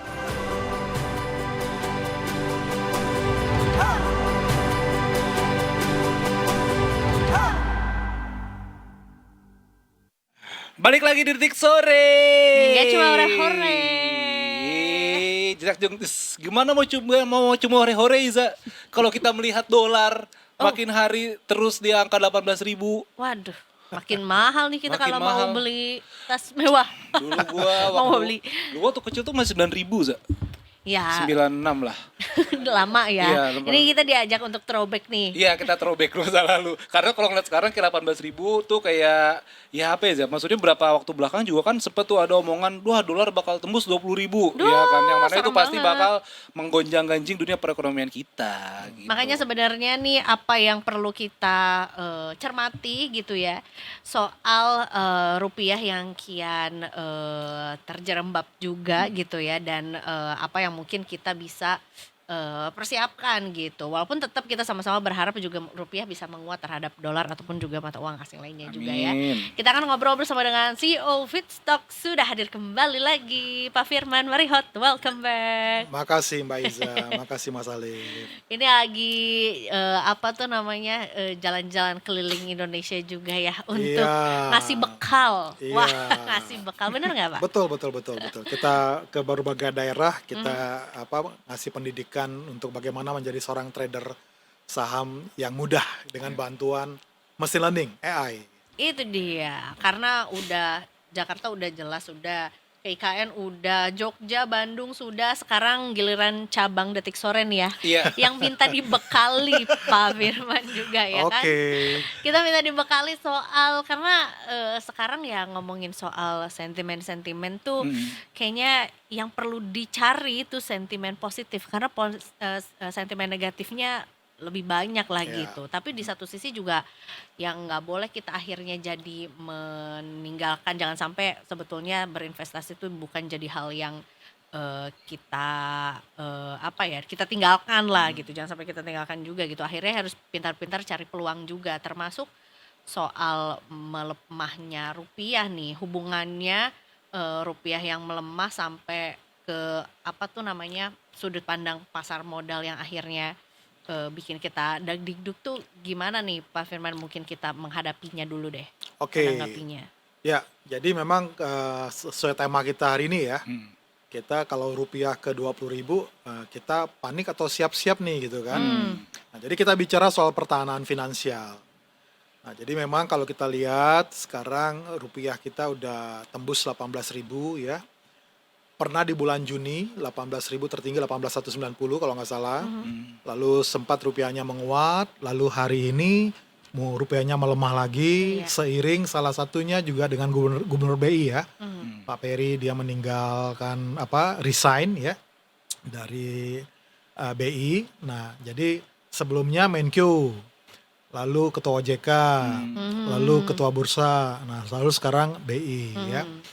Nah jadi ini yang sekarang ditunggu-tunggu market ya, terkait dengan siapa nih penggantinya gitu ya.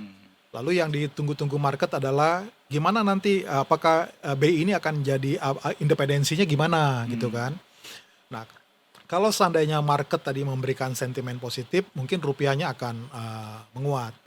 Tapi kalau misalnya sentimennya negatif, ya rupiahnya bisa melemah dan tidak menutup kemungkinan bisa sampai ke angka yang hari ini kita bilang kalau ke 20.000 gimana. Nah, tapi persoalannya adalah kita harus mempersiapkan diri ya. Kalau seandainya itu terjadi, nah bagaimana nih kita nih ya? Pertahanan finansialnya apa? Nah, yang pertama adalah dana darurat. Ya, jadi sering sekali kita mendengar istilah dana darurat. Nah, dana daruratnya apa? Dana yang kita siapkan untuk kondisi keadaan darurat. Nah, jadi kenapa dana darurat penting di saat kalau kita lihat rupiah terus melemah? Karena ketika rupiah seperti sekarang melemah, yang kita rasakan bukan nilai kursnya, angka rupiahnya yang naik terus, ya dolarnya yang naik terus, ya terhadap rupiah, tetapi mulai dirasakan terkait dengan barang-barang pokok, ya harga barang-barang udah mulai naik. Kenapa? Karena hampir umumnya bahan baku kita itu atau kita masih import. Ya. Mulai dari BBM, bahan baku, ya gandum dan lain-lain kita masih import. Nah, ketika nilai tukar dolar rupiahnya melemah, dolarnya terus naik, otomatis harga barang-barang ini naik nih.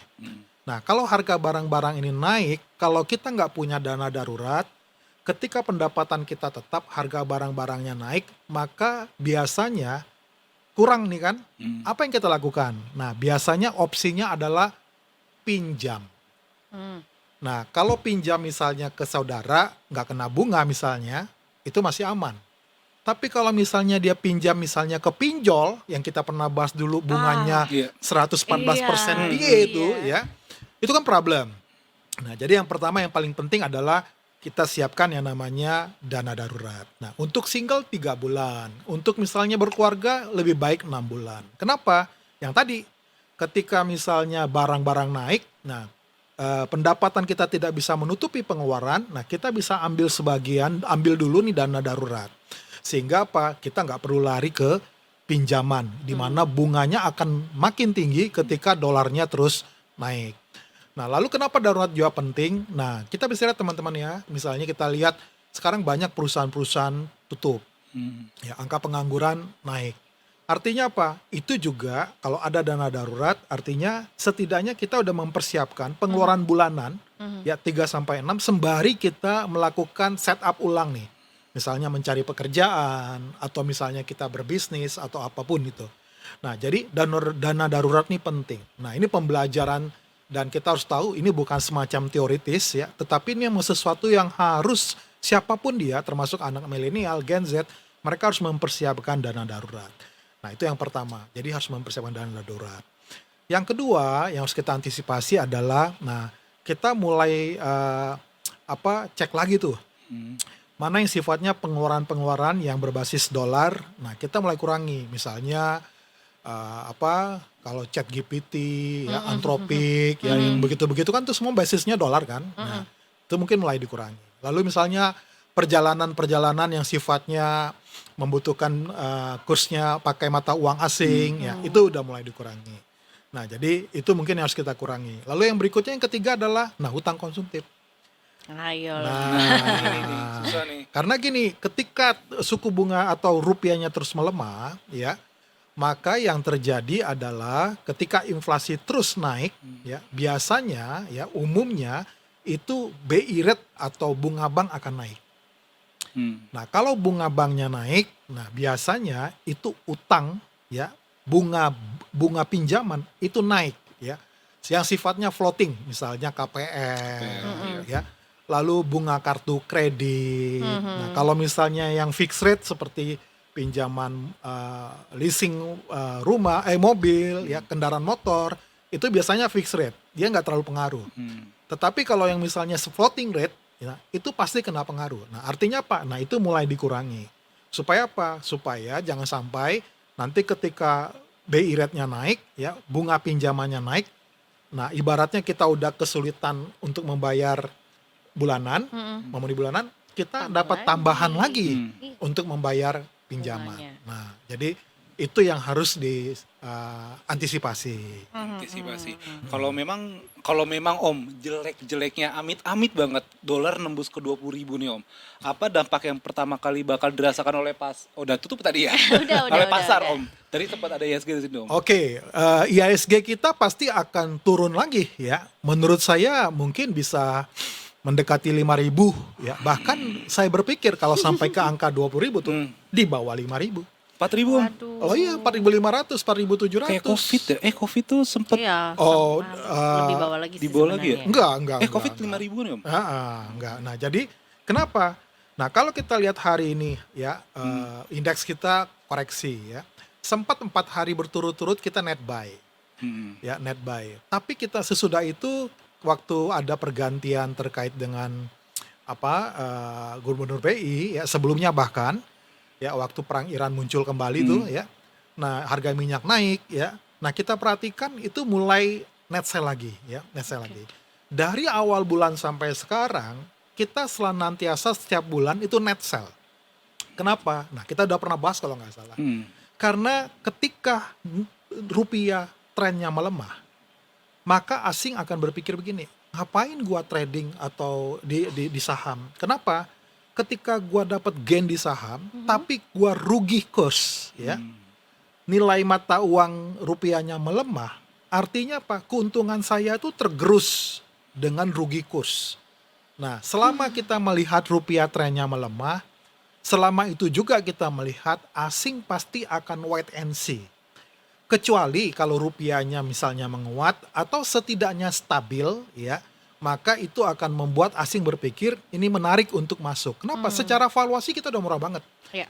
Kapan kita bisa menemukan BCA, BRI, Mandiri di harga yang sekarang? Iya. Iya sih. Kapan kita bisa menemukan dividen yield dari saham-saham yang bagus di harga yield yang menarik seperti sekarang? Nah, kalau kita lihat misalnya Kospi ya, kemarin udah tinggi, sekarang mereka koreksi dalam karena bubble AI. Amerika juga sama. Nah, ketika di sana dananya keluar, mereka koreksi, mereka lepas lari dari market sana di Korea misalnya, di Amerika, bubble AI. Uang itu akan mencari mana yang memberikan potensi untuk mereka dapat untung, cuan. Nah, potensi untuk mendapatkan cuan ini, yang paling mudah mencari mana nih yang fundamental perusahaannya bagus, valuasinya murah. Nah, saya lihat ini market kita ini valuasinya udah murah. Iya, betul. Ya, banyak perusahaan fundamental bagus ada di sini dan valuasinya udah murah. BCA, BRI. Ini di sini bukan maksudnya ajakan membeli Iya. menjual Iya, ya. iya, tapi Kembali lagi contoh-contoh ya, harus Dior ya, harus riset kembali. Nah, tapi ini kita melihat, tapi kenapa sih asing masih turun keluar terus ya? Nah, apakah ini udah bottom nih? Ya, belum. Kenapa?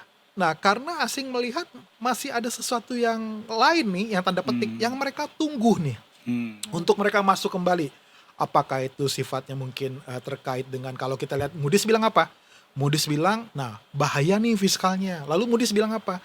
Kebijakannya nggak pasti ya, karena berubah-berubah. Moody's bilang begitu, walaupun S&P mengatakan lain ya. Untung ada S&P yang berbeda dengan Fitch dan Moody's.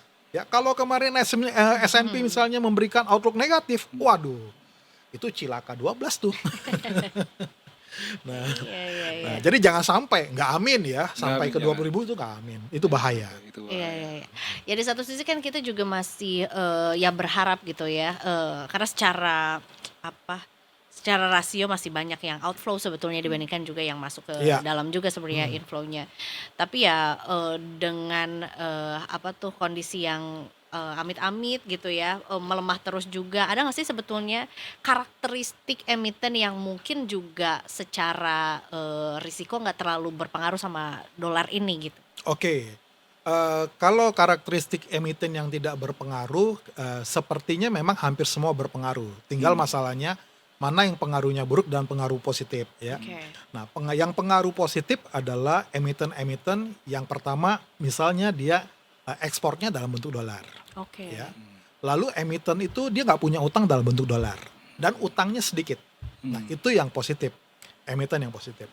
Nah, emiten yang negatif dengan dolar yang terus menguat, rupiah melemah, tentunya yang mereka misalnya importnya itu lebih tinggi. Importnya dalam bentuk dolar, ya. Lalu yang berikutnya, mereka punya utang dolar juga tinggi. Nah, model karakteristik itu kita harus ubah, ya, kita harus hindarin. Nah, tetapi yang misalnya ekspor dolar, utang dolarnya rendah. Nah, ini perlu nih, ya, kita untuk tanda petik ini time to buy, ya, time to buy. Nah, jadi kita mesti selektif mencari saham-saham yang karakteristiknya seperti itu. Nah, jadi banyak sebenarnya, ada beberapa yang saya perhatikan itu udah murah, ya. Dia juga ekspornya besar, ya. Nah, itu diuntungkan, ya, saham-saham komoditas. Nah, itu karena mereka rata-rata ekspor. Nah, itu kita diuntungkan. Mereka diuntungkan. Tetapi kita mesti cek selain mereka ekspor, nah utangnya gimana? Kalau utangnya paling rendah, ya dalam bentuk dolar terutama yang nggak ada atau rendah, nah itu yang kita jadikan prioritas untuk kita beli. Gitu.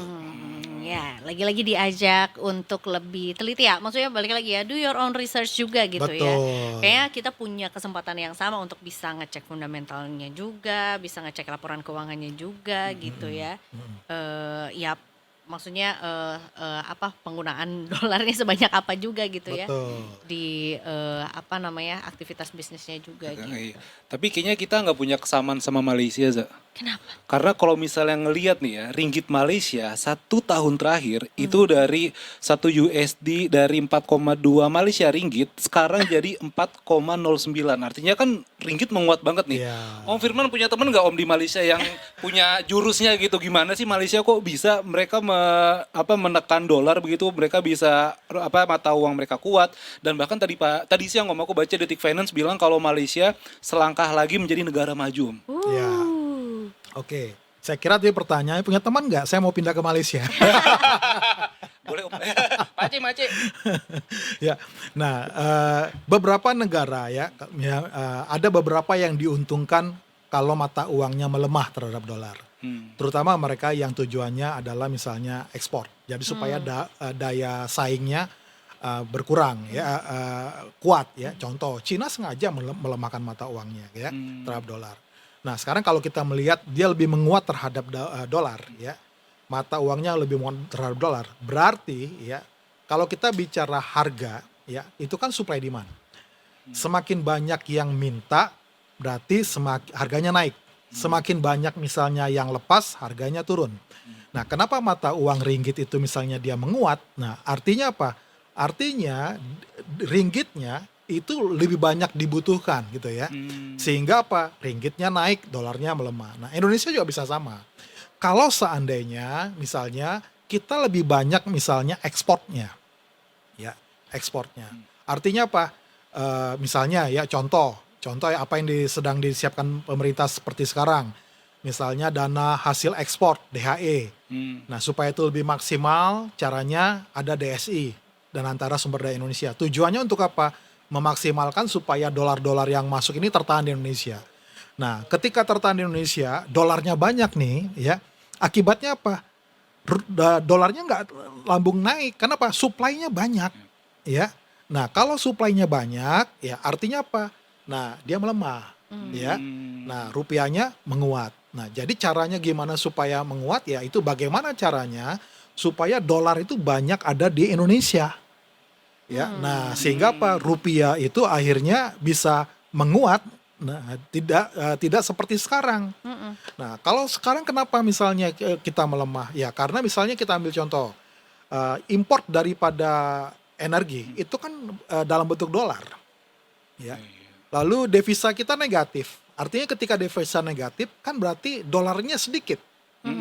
Ya, dolarnya sedikit. Nah, kalau misalnya dolarnya sedikit, ya artinya apa? Rupiahnya yang melemah. Ya, nah jadi caranya gimana ya? Kita harus berpikir bagaimana supaya rupiah kuat. Berarti produk-produk atau gimana supaya dolar bisa masuk lebih banyak ke Indonesia. Sehingga ketika dia lebih banyak banjir, ya, nah oversupply, nah akibatnya dolarnya turun, rupiahnya menguat.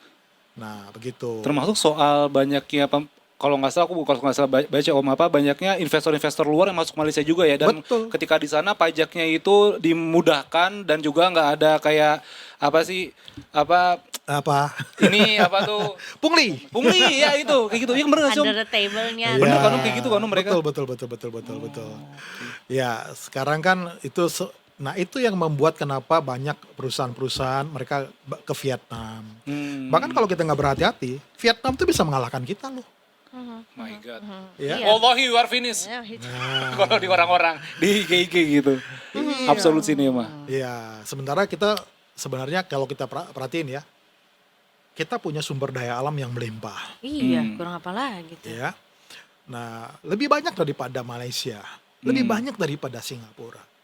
Nah, bahkan Singapura katanya memberikan pinjaman terbesar atas Indonesia. Nah, pertanyaannya Singapura punya apa? Ya, nah, artinya apa? Indonesia itu sebenarnya kaya banget. Nah, kita berharap ya mungkin pemerintah kita saat ini ya dan pemerintah kita ke depan, nah mungkin ya bisa melihat lah misalnya seperti apa tetangga-tetangga kita. Tapi saya melihat contoh ya, nikel sekarang kita yang udah kuasai. Lalu batu bara juga kita punya banyak juga. Sekarang hilirisasi. Kalau itu jalan, keren. Ya, karena nilai tambah daripada yang tadinya itu adalah bahan Bahan baku baku, yang diekspor. Nah, sekarang diolah sendiri. Nah, itu kan akibatnya kan nilai tambahnya akan naik ya. Nah, itu kan akan membuat semakin menarik ya untuk Indonesia. Nah, mudah-mudahan hilirisasinya jalan. Nah, mudah-mudahan kemarin pasar karbon ya. Nah, Indonesia kan besar banget tuh.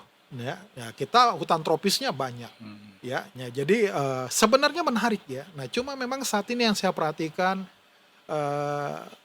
tinggal dikit lagi triggernya untuk indeks kita bisa rebound, ya, rupiah kita bisa menguat.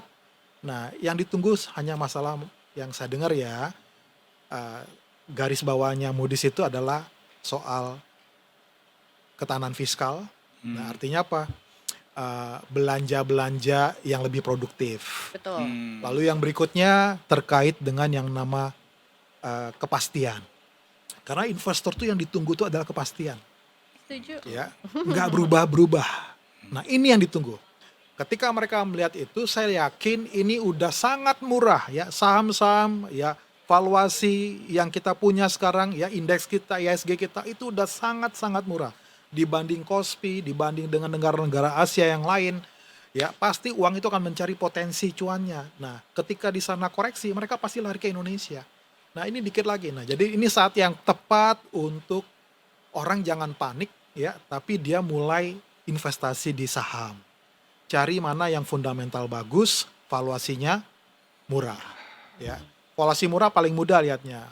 Lihat PBV-nya rendah, lihat PER-nya, artinya BEP-nya lebih cepat. Nah, masuk ke sana, saham-saham sana. Nah, bagi yang trader, ya, nah ini bagus juga. Kondisi market yang begini, kalau di komunitas kita bilang kondisi yang tidak menentu begini, yang paling baik adalah perbesar cash dan hit and run.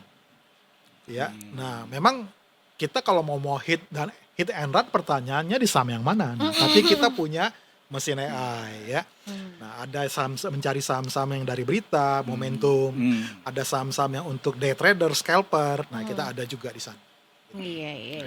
Sekarang sudah jauh-jauh dipermudah sih sebetulnya juga ya. Betul. Untuk masyarakat Indonesia juga yang baru memulai atau mungkin juga mau lebih memantapkan lagi gitu ya. Betul. Di trading gitu, karena tentunya juga udah ada feedstock juga yang bisa disesuaikan lah gitu ya dengan Betul. kemampuan dan juga profil investor juga gitu ya. Menarik banget, berarti Pak kalau kita mau cari tahu informasi soal feedstock juga atau belajar soal ini AI ini gimana bisa membantu kita gitu, di mana cari tahunya? Ini kita kerjasama dengan 3 sekuritas saat ini ya.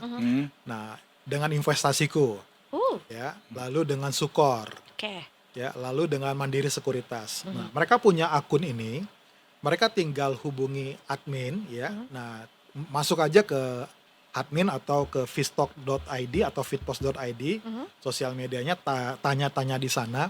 Nah, bagi mereka yang punya akun itu, nah kebetulan kita 1 Agustus punya namanya FAS, Feedstock Academy Studio.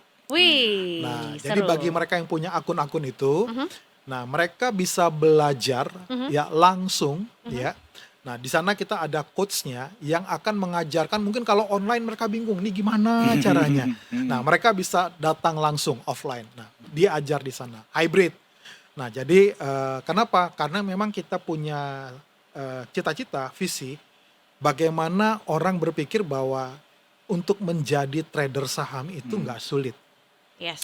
Trader kan apa sih trader? Dagang kan? Dagang. Tinggal mencari, kalau gua mau dagang, ini mana barang yang lagi trending. Nah, jadi mana nih saham yang lagi trending, ya? Mana nih saham yang lagi, barang yang lagi murah, dan tapi jualnya harganya lebih tinggi. Saham juga seperti itu. Nah, dengan bantuan teknologi AI, ya, nah kita nggak usah pusing-pusing. Nah, itu yang kita bangun ya di Vstock Academy, di Vstock, ya, bagaimana anak-anak sekarang atau mereka yang ingin serius menjadi seorang trader atau investor, nah mereka bisa belajar bersama Vstock Academy, atau nanti mereka bisa menggunakan tools yang kita punya, Vstock AI atau Fitpost Highlights. Ya, Nah, gitu. itu dia ya. Makanya Detikers sudah nggak ada alasan lagi untuk nggak belajar ya itu sekarang dia. ya. Udah dipermudah juga. Pak Firman, terima kasih sudah Thank you, Terima kasih mampir Mbak di Isa, sore terima juga kasih Mas ya. Alif. Mudah-mudahan kita bisa berjumpa di kesempatan lainnya juga, jadi lebih tajam lagi Betul. gitu ya skill kita juga untuk menjadi seorang trader ya. Yes. Menjelang jam pulang ngantor ya, Detikers juga yang sudah menantikan ini kayaknya udah momen-momennya dikit lagi lah ya untuk pulang kantor juga. Nggak ada salahnya untuk cari tahu kondisi lalu lintas sore hari ini. Bersama yang TMC, bersama siapa nih kita nih hari ini?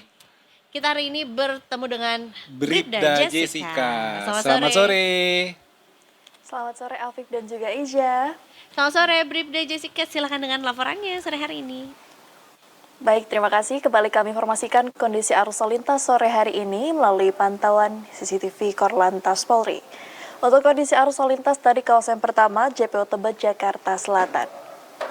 Dapat kita lihat bersama kondisi arus lalu lintas di Jalan Arteri Semanggi menuju ke arah Cawang, serta sebaliknya dalam kondisi kondusif lancar.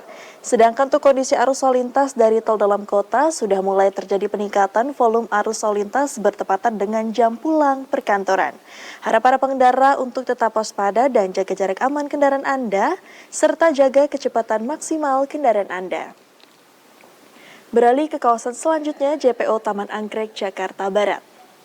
Pemirsa, dapat kita lihat bersama untuk kondisi arus lalu lintas dari arah Slipi menuju ke Grogol melalui jalur arteri, maupun dari tol dalam kota Jakarta menuju tol airport, Jalan Profesor Sudiatmo dan sebaliknya juga dari tol Jakarta menuju ke arah Tangerang dan sebaliknya masih dalam kondisi relatif lancar.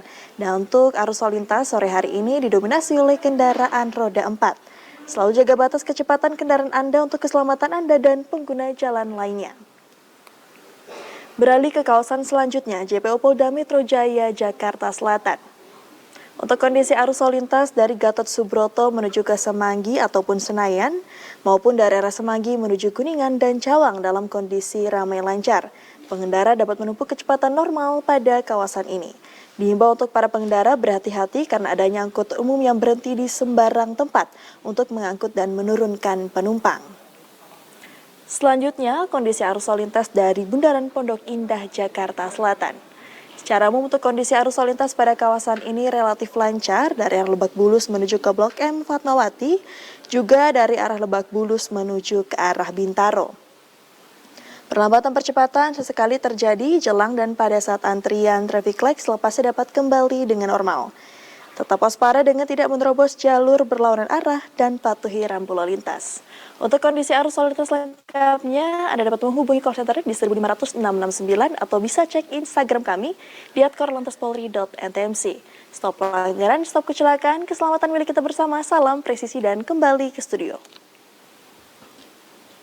Terima kasih banyak. Terima kasih Bribda banyak Bu Jessica. Salam petugas kembali. Salam presisi. Salam presisi ya. Jadi sekali lagi itu udah disampaikan sama Bribda Jessica juga. Hati-hati di jalan. Tapi ini juga sebenarnya abis ini kita masih punya satu segmen lagi ya. Spesial. Mungkin sedikit reminder juga buat detikers yang masih ugal-ugalan. Mudah-mudahan udah nggak ada sih ya yang ugal-ugalan. Tapi mungkin bikin lebih semangat untuk bisa tertib berlalu lintas, menjaga keamanan bersama juga. Termasuk kita mau update juga soal ada inovasi apa lagi nih dari Polantas. Habis gitu. ini di Sunset Talk ya kan, Iza. Tapi sekali lagi terima kasih Om Firman. Makasih Mas informasinya. Alif. Terima kasih Makasih, Pak Mbak Iza. Firman. Terima kasih. Ya. Habis ini kita kembali lagi di Tickers khusus edisi spesial Sunset Talk. Jadi jangan kemana-mana, tetap di Detik Sore. Nggak cuma hore-hore.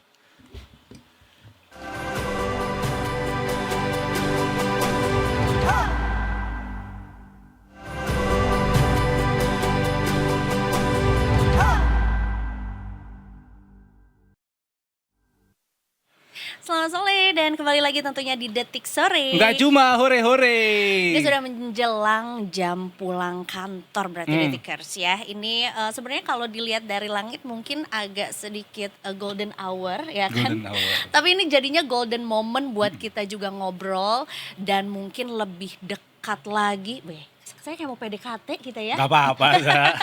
Boleh juga sih sebenarnya dibilang PDKT karena tak kenal maka tak Tak sayang. sayang. Termasuk juga nanti nggak paham soal programnya yang baru aja di launching gitu, Baru dijalankan banget juga ya. Jadi sore hari ini kita mau PDKT sama sang pelopor juga dari program Polantas Karib. Karib. Udah pernah denger belum? Belum pernah denger gua. Udah siap belum? Udah siap belum? Ini sebenarnya juga ada hubungannya dengan jalan-jalan ya. Jalan-jalan. Mungkin juga siapa tahu nanti berjumpa di jalan atau di kesempatan yang lain sama satu sosok ini kita mau kenalan dulu. Karena sudah kita datangkan ya ke studionya Detik Sore juga ada Polantas Karib, ada Irjen Polisi Wibowo SIKM Hum selaku Kakor Lantas Polri. Selamat sore Pak Jenderal. Selamat sore, Mbak Eza. Saya mulai Mas nyebutin Apip. nama programnya nih. Ya. Biasa keblibet-blibet emang. Nervous. Namanya lalu lintas kan suka macet. Ngomong juga suka macet ya. Jangan dong, ya kan? Nggak boleh macet dong. Gak boleh ya. Kita mau PDKT sebenarnya sama Bapak dan juga program yang juga mungkin perlu diperkenalkan lebih jauh lagi sama masyarakat Indonesia gitu ya. Tapi kita ucapkan terima kasih banyak loh Pak udah mampir ke Sama-sama. Detik Sore hari ini ya. Sama-sama, Mbak, sama-sama. Ini jam-jam pulang kantor nih, jam segini tuh biasanya yang jalan tuh udah langsung buru-buru aja udah pengen cepet sampai Udah rumah pengen gitu ya. pulang, gitu dia Tapi masalahnya. Bapak nyempetin juga untuk datang ke sini ya. Jadi sebetulnya nih Pak, kita juga memahami bahwa sebetulnya masyarakat Indonesia sekarang nggak cuman buru-buru di jalan, tapi juga buru-buru untuk cari informasi, buru-buru untuk bersikap kritis gitu. Kayaknya tuh kalau ada sesuatu yang baru, ada sesuatu yang rame tuh pengen join aja gitu. Nah, tapi sebetulnya di satu sisi ketika ya kepolisian Indonesia juga melihat masyarakat Indonesia yang begitu dinamis, pasti juga pengen gercep untuk bisa menyikapi dan juga bikin program yang bisa bikin kita tuh hidupnya lebih mudah dan juga nyaman begitu. Termasuk salah satunya adalah dengan Polantas Karib ini. Nah, Bapak sendiri merespons hal itu seperti apa? Baik ya, gini. Selamat sore Mbak Eza. Eza, Mas Apip ya. Salam sehat selalu, salam presisi. Salam presisi Bapak. Melihat fenomena masyarakat kritis saat ini, bagi saya ini adalah sebuah kemajuan ya. Ini adalah dampak positif dari sebuah sistem demokrasi yang juga baik. Masyarakat saat ini sangat mudah untuk mendapatkan banyak informasi apapun itu, ya kan. Dengan informasi tadi masyarakat akan lebih paham akan hak dan tanggung jawabnya, Iya. sehingga masyarakat akan semakin mudah, akan semakin berani untuk menyampaikan aspirasi atau pendapatnya bahkan di depan publik. Ya. Tentunya fenomena ini tidak harus kita khawatirkan, tidak harus kita takuti atau bahkan kita hindari, tetapi ini justru harus menjadi sebuah motivasi, sebuah semangat bagi kita untuk terus melakukan tugas-tugas kita secara baik dan maka memberikan pelayanan yang terbaik juga untuk masyarakat. Kita menyadari bahwa kepercayaan publik ini tidak hanya dibangun dengan kata-kata saja, tetapi harus dengan tindakan nyata. Ya, ini kuncinya. Sehingga Polantas yang harus hadir di tengah-tengah masyarakat, menjalin komunikasi dengan masyarakat, berperan sebagai stabilisator, dinamisator, memberikan edukasi kepada masyarakat, sekaligus sebagai problem solver, ya kan, terkait dengan setiap permasalahan yang ada di masyarakat. tentunya ini dapat meningkatkan citra kepercayaan publik terhadap Polri. Dan tentunya ini menjadi modal dasar kita ya untuk mewujudkan keamanan, keselamatan, ketertiban dan kelancaran lalu lintas yang baik pula. Ini sebetulnya ya. Jadi ini tuh direspons gitu ya, Iya, betul. sama Polri juga gitu. Bagaimana masyarakat yang dinamis ini tuh sepertinya juga perlu nih ya satu arah kebijakan yang mungkin juga lebih lebih bisa lebih dekat gitu ya Iya, dengan betul, masyarakat betul. juga gitu. Termasuk juga dalam pelayanan kepada masyarakat yang tadi Bapak Iya. sempat mention juga nih. Ada nggak sih arahan khusus dari Bapak juga sebagai Kakor Lantas Polri yang baru mungkin yang ini nih arah kebijakan yang mungkin juga bisa membuat masyarakat jadi lebih tertingkatkan lagi kepercayaannya, kemudian juga melihat ya Polri tuh juga bisa bergerak dengan cepat gitu dengan perubahan masyarakat yang begitu dinamis. Ya, baik. Sebetulnya program yang kami coba usung dalam era kepemimpinan saya memimpin Korlantas ini tentunya akan linier, akan tegak lurus dengan arah kebijakan Bapak Kapolri. Ya, Polantas presisi. Polantas yang harus selalu hadir di tengah-tengah masyarakat tadi saya sampaikan. Hadirnya Polantas di tengah-tengah masyarakat ini tentunya berperan tadi sebagai stabilisator, dinamisator, ya kan banyak peran tadi yang sudah saya sampaikan. Dan untuk melakukan ini tentunya ada berbagai macam transformasi harus kita lakukan. Ya. Ada transformasi organisasi di situ, ada transformasi operasional di situ. Ada transformasi bidang pelayanan publik, termasuk pelibatkan teknologi di dalamnya, termasuk transformasi di bidang pengawasan untuk memastikan apakah seluruh pelaksana tugas kita bisa berjalan dengan rencana, gitu. Iya. Bahkan ini kalau gue cari-cari nih, Za, ini Karib ini ternyata ada singkatan ya Pak? Iya. Kemitraan, Akronim. aktif, responsif, intuitif, dan berintegritas ya Pak? Iya, Bisa iya. aja nih. Tapi emang jadi Biasa akhirnya jadi Karib, jadi dekat begitu Iya. kan? Iya, emang Iya. tujuannya biar lebih akrab gitu ya, lebih dekat, hangat gitu sama Iya, masyarakat iya. ya Pak. Sebenarnya gini, Polantas Karib ini sebuah impian kami ya, sebuah kerinduan kami akan sosok polisi yang selalu menjadi sahabat bagi masyarakat. Yes. Gitu. Berbicara Karib berarti adalah sebuah hubungan yang mendalam, hubungan yang akrab, intim. Kalau kita minjem istilah anak Gen Z sekarang ini bestie. Bestie. Kan gitu ya. Benar, Ini bestie ya. benar. Polantas adalah bestinya masyarakat. Bestie, ya kan? setuju. Dan hubungan ini tentunya dilandasi oleh sebuah kepercayaan. Bukan karena sebuah kewenangan, bukan karena sebuah kekuasaan. Ini konsepnya sebetulnya. Ya kan? Polisi tadi hadir di tengah-tengah masyarakat, melakukan atau berperan banyak di tengah-tengah masyarakat sebagai sahabat masyarakat, sebagai kawan, sebagai karib, sebagai bestie. Ya. Nah, untuk mewujudkan Polantas Karib tadi tentunya ada beberapa langkah harus kita lakukan. Yang tadi ya kemitraan, ya.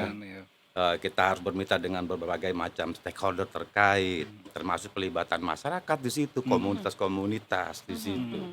Kemudian kita harus berperan secara aktif di situ. Kemudian kita harus merespon setiap permasalahan yang ada di masyarakat. Cepat kita selesaikan dengan tepat juga, dan tentunya harus ada rasa keadilan. Kemudian ada intuitive sense of crisis, ya kan? Ada kepedulian, tidak apatis terhadap permasalahan-permasalahan yang muncul di masyarakat. Yang paling utama, kita harus memiliki integritas. Yes. Gitu. Itu karibnya. Jadi sebetulnya ini ya. Jadi ketika masyarakat tuh diharapkan juga ketemu sama Pak Polisi atau Bu Polwan gitu di jalan tuh jadi ngerasa ya lebih Nggak usah terasa takut aman. lagi. Nggak usah Iya, nggak takut, usah nggak takut ada lagi. rasa takut Betul. atau sungkan Iya. gitu atau gimana gitu. Karena bestie tadi, sahabat karib. Betul. Sahabat Karib itu. Ini juga kalau misalnya ngelihat CV-nya Pak Kakor nih, Waduh, ya Jenderal. tiba-tiba. Ini CV beneran Za, karena Bapak ini emang di Satuan Lalu Lintas tuh udah dari dulu Pak ya. Maksudnya kalau aku baca-baca Iya. nih Pak, maaf ya Pak, izin Iya. mau lihat contekan dulu, takut salah Pak. Boleh.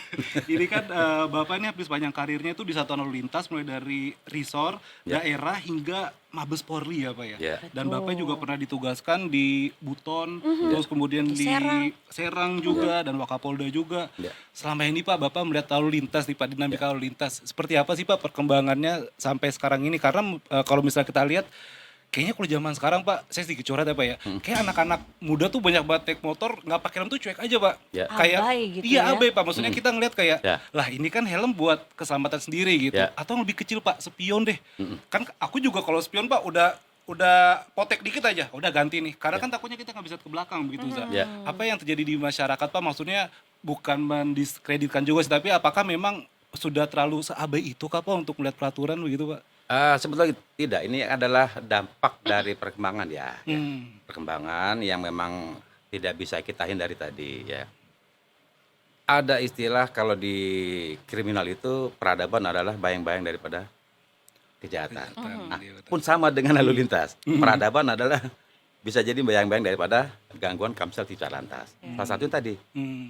Namun demikian, fenomena perubahan perilaku masyarakat ini juga tentunya harus kita sikapi dengan bijak. Ya. Banyak langkah-langkah sudah kita lakukan di awal, mulai dari sosialisasi, edukasi, bahkan dari usia dini. Ingat bahwa lalu lintas ini adalah sebuah keniscayaan, sebuah kebutuhan yang melekat dalam sisi kehidupan kita. Kita butuh lalu lintas dalam Iya, mendukung kehidupan aktivitas kita kita Iya, sehari-hari. iya, Kita betul, butuh pendidikan, kita pergi ke sekolah. Hmm. Kita butuh bekerja, kita pergi ke Ke tempat kantor, bekerja, ke betul. kantor. Atau kita butuh lalu lintas dalam kegiatan apapun. Ya. Dan ini yang perlu kita jaga, gitu ya tadi. Dan langkah-langkah yang kita lakukan juga dalam selain tadi edukasi, sekarang sosialisasi, kita juga mencoba untuk masuk ke mana? Ada namanya program Ghost to School. Program Ghost to Polantas, Ghost to kampus, bahkan Polantas Ghost to pesantren. Polantas Ghost to komunitas-komunitas sekarang yang berpengaruh, yang memang nanti ini menjadi kepanjangan tangan kami untuk meneruskan tentang tata cara, etika, dan tertib berlalu lintas. Ini Karena harapan kita sebetulnya semuanya. juga tertib berlalu lintas dan juga ya aman berlalu lintas tuh bukan kebutuhan Polri, tapi kebutuhan kita sebagai masyarakat. Dan betul. sebetulnya juga ya di satu sisi nggak bisa sendirian juga ya Betul. Pak Jenderal dan juga Betul. kawan-kawan di Polri juga Sistem untuk bisa. ya, lalu lintas ini adalah sistem. Iya, kita semua juga perlu untuk bisa meningkatkan kesadaran diri bahwa sebetulnya kita harus mewujudkan cita-cita kita ini tuh juga bersama juga gitu. Makanya sebetulnya perlu nih kerjasama dan rasa saling percaya juga, rasa jadi bestie juga ya Iya. gitu di jalan maupun juga di tempat Iya. lainnya juga bahwa ya ini tugas kita bersama gitu. Nah, dengan adanya program balik lagi nih ya ke program Karib ini juga, gimana sebetulnya cara biar masyarakat beneran merasa Polantas itu sahabat di jalanan, nggak takut lagi atau mungkin nggak sungkan lagi kalau misalnya mau melaporkan sesuatu misalnya, karena terkadang juga sebetulnya masyarakat juga punya informasi yang penting gitu yang Ya. untuk bisa demi kemajuan bersama juga Ya. gitu. Polantas. Ya, pertama tentunya kita harus mentransformasi internal ya. Yang paling utama adalah transformasi terkait dengan mindset, terkait dengan kultur. Saya sudah sering sampaikan kepada seluruh jajaran bahwa tugas ini adalah sebuah kebanggaan, sebuah kehormatan, harus dilandasi oleh hati nurani yang bersih dan keikhlasan. Ini paling utama. Ya, ya. Dulu kita kenal namanya ada senyum, sapa, salam. Nah, Iya, ini betul. terus kita aktifkan kembali, ya. Kita bertemu dengan masyarakat, layani dengan senyum, ya. Dalam setiap kondisi apapun, dalam setiap permasalahan apapun, layani masyarakat dengan senyum. Itu paling kunci utama. Kita analoginya sederhana begini. Kita datang ke sebuah lokasi pelayanan, kalau kita dilayani dengan senyum, rasanya hati kita kan adem ya. Happy, Ya. ya. Terlepas apakah permasalahan kita itu selesai atau tidak, tetapi hati kita sudah adem dulu. Betul, Kan itu betul. intinya sebetulnya. Nyaman kunci. lah gitu Nyaman dulu ya. ya.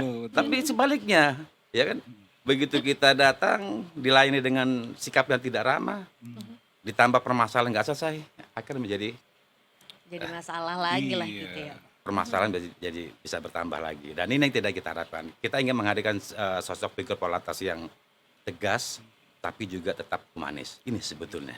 gitu. Tegas tapi obatnya. Ya. Kata kuncinya di humanis Yes. juga gitu ya. Karena gimana pun juga ya, di balik seragamnya yang gagah juga Pak Polisi di jalan tuh juga ya manusia juga gitu. Sisi humanisnya juga tentunya juga perlu kita highlight gitu ya. Betul, ya. Kalau zaman dulu tuh kan belum ada aplikasi buat nyari peta gitu kan. Ya. Nah kalau dulu tuh biasanya kalau misalnya gue di jalan nih Pak, saya kan udah cukup lama Pak jadi wartawan gitu Pak. Kalau Ya. misalnya lagi nyasar nih Pak, cari pos polisi. Izin Pak mau tanya ini kemana ya? Pasti gitu Pak, biasanya begitu dulu Pak. Ya, Dulu, ya, Pak, sekarang ya, udah enggak. ya, Dan ya. memang karena memang kemajuan zaman juga kan sekarang juga polisi ada punya e-tilang begitu kan Pak. Bapak juga buat EBPKB ya kan Pak. BPKB ada namanya SIM digital. SIM digital. Iya. Itu yang lebih kecil kan Pak bukunya ya? Ya ada. Ada yang Lebih kecil, kan? ya. Dan Kayak itu kita paspor. lengkapi dengan chip ya. Dengan chip Ya, itu boleh untuk cerita, pengaman. boleh ceritain dikit nggak Pak gimana Pak ceritanya Apa itu nih? Pak? Yang EBPKB itu Pak. Oh. Karena saya kemarin baru ganti plat nomor Pak dan itu emang Oke. bukunya kecil kayak buku paspor. Ya. Saya pas lihat, wih keren banget Keren ini. banget. Jadi gini, sebetulnya latar belakang daripada EBPKB ini adalah untuk memberikan pelayanan yang terbaik kepada masyarakat. Di masa lalu, pemalsuan dokumen BPKB ini cukup tinggi. Karena tidak ada pengaman di situ. Ya kan? Kemudian masyarakat untuk melakukan cross check terkait dengan keabsahan dokumen ini juga sulit kemana. Dia harus datang ke kantor Samsat, ya kan? Dan ini juga butuh waktu, ya kan? Nah, dengan EBPKB ini masyarakat bisa mengecek keabsahan dokumen BPKB itu dengan menggunakan aplikasi BPKB Mobile. Tinggal di scan aja menggunakan handphone sudah bisa karena di situ ada banget. chipnya. Iya, Iya. iya. Gitu. Termasuk SIM digital. SIM digital ini sekarang ini bisa sebagai pengganti SIM apabila hilang, apabila ketinggalan. Kan kita kadang sering nih kan, Iya, Iya. Pak. karena kita buru-buru ya kan. Akulah siapa di sini ya kan ya. Iya, Ya kan? bener, Pak. Jadi masyarakat gak usah khawatir lagi dengan adanya SIM digital ini, tinggal tunjukkan saja, ya kan? Karena SIM digital ini adalah mirroring dari SIM fisik, memiliki kekuatan hukum yang sama juga. Tinggal tunjukkan saja. Jadi kalau ketinggalan pun sudah tunjukkan saja, insya Allah tidak akan ditilang. Berarti sekarang udah nggak ada alasan lagi gitu ya di jalan. Aduh ketinggalan gitu. Berarti kalau nggak bisa nunjukin digitalnya berarti emang Tetapi beneran selama kamu SIM nih. itu masih Berlaku. berlaku. Kalau nggak berlaku ya tetap Ya, benar. sudah, tetap ya. Ini salah satu transformasi digital yang juga dilakukan. Termasuk juga ini kita juga nggak mau kalah sama NYPD gitu ya. Nah, Biasanya kita kalau nonton dokumenter Iya. gitu ya, itu suka ada kayak cuplikan dari bodycam kamera di luar negeri polisi gitu. Nah, tapi Ya. ternyata sekarang di Indonesia juga sudah mulai diimplementasikan juga. Cerita dong Pak soal itu. Ini kayaknya Baik banyak yang begini, belum tahu sebetulnya soalnya. bodycam ini adalah untuk memberikan kepastian terhadap pelaksanaan tugas kita, baik untuk masyarakat, perlindungan kepada masyarakat maupun perlindungan terhadap anggota kepolisian Anggota sendiri. kepolisian itu sendiri, ya. Karena banyak dari cuplikan-cuplikan video yang viral, ya kan, yang belakangan ini juga cukup banyak beredar. Ini adalah cuplikan video yang berada di sisi hilirnya saja, tidak berbicara di sisi hulunya.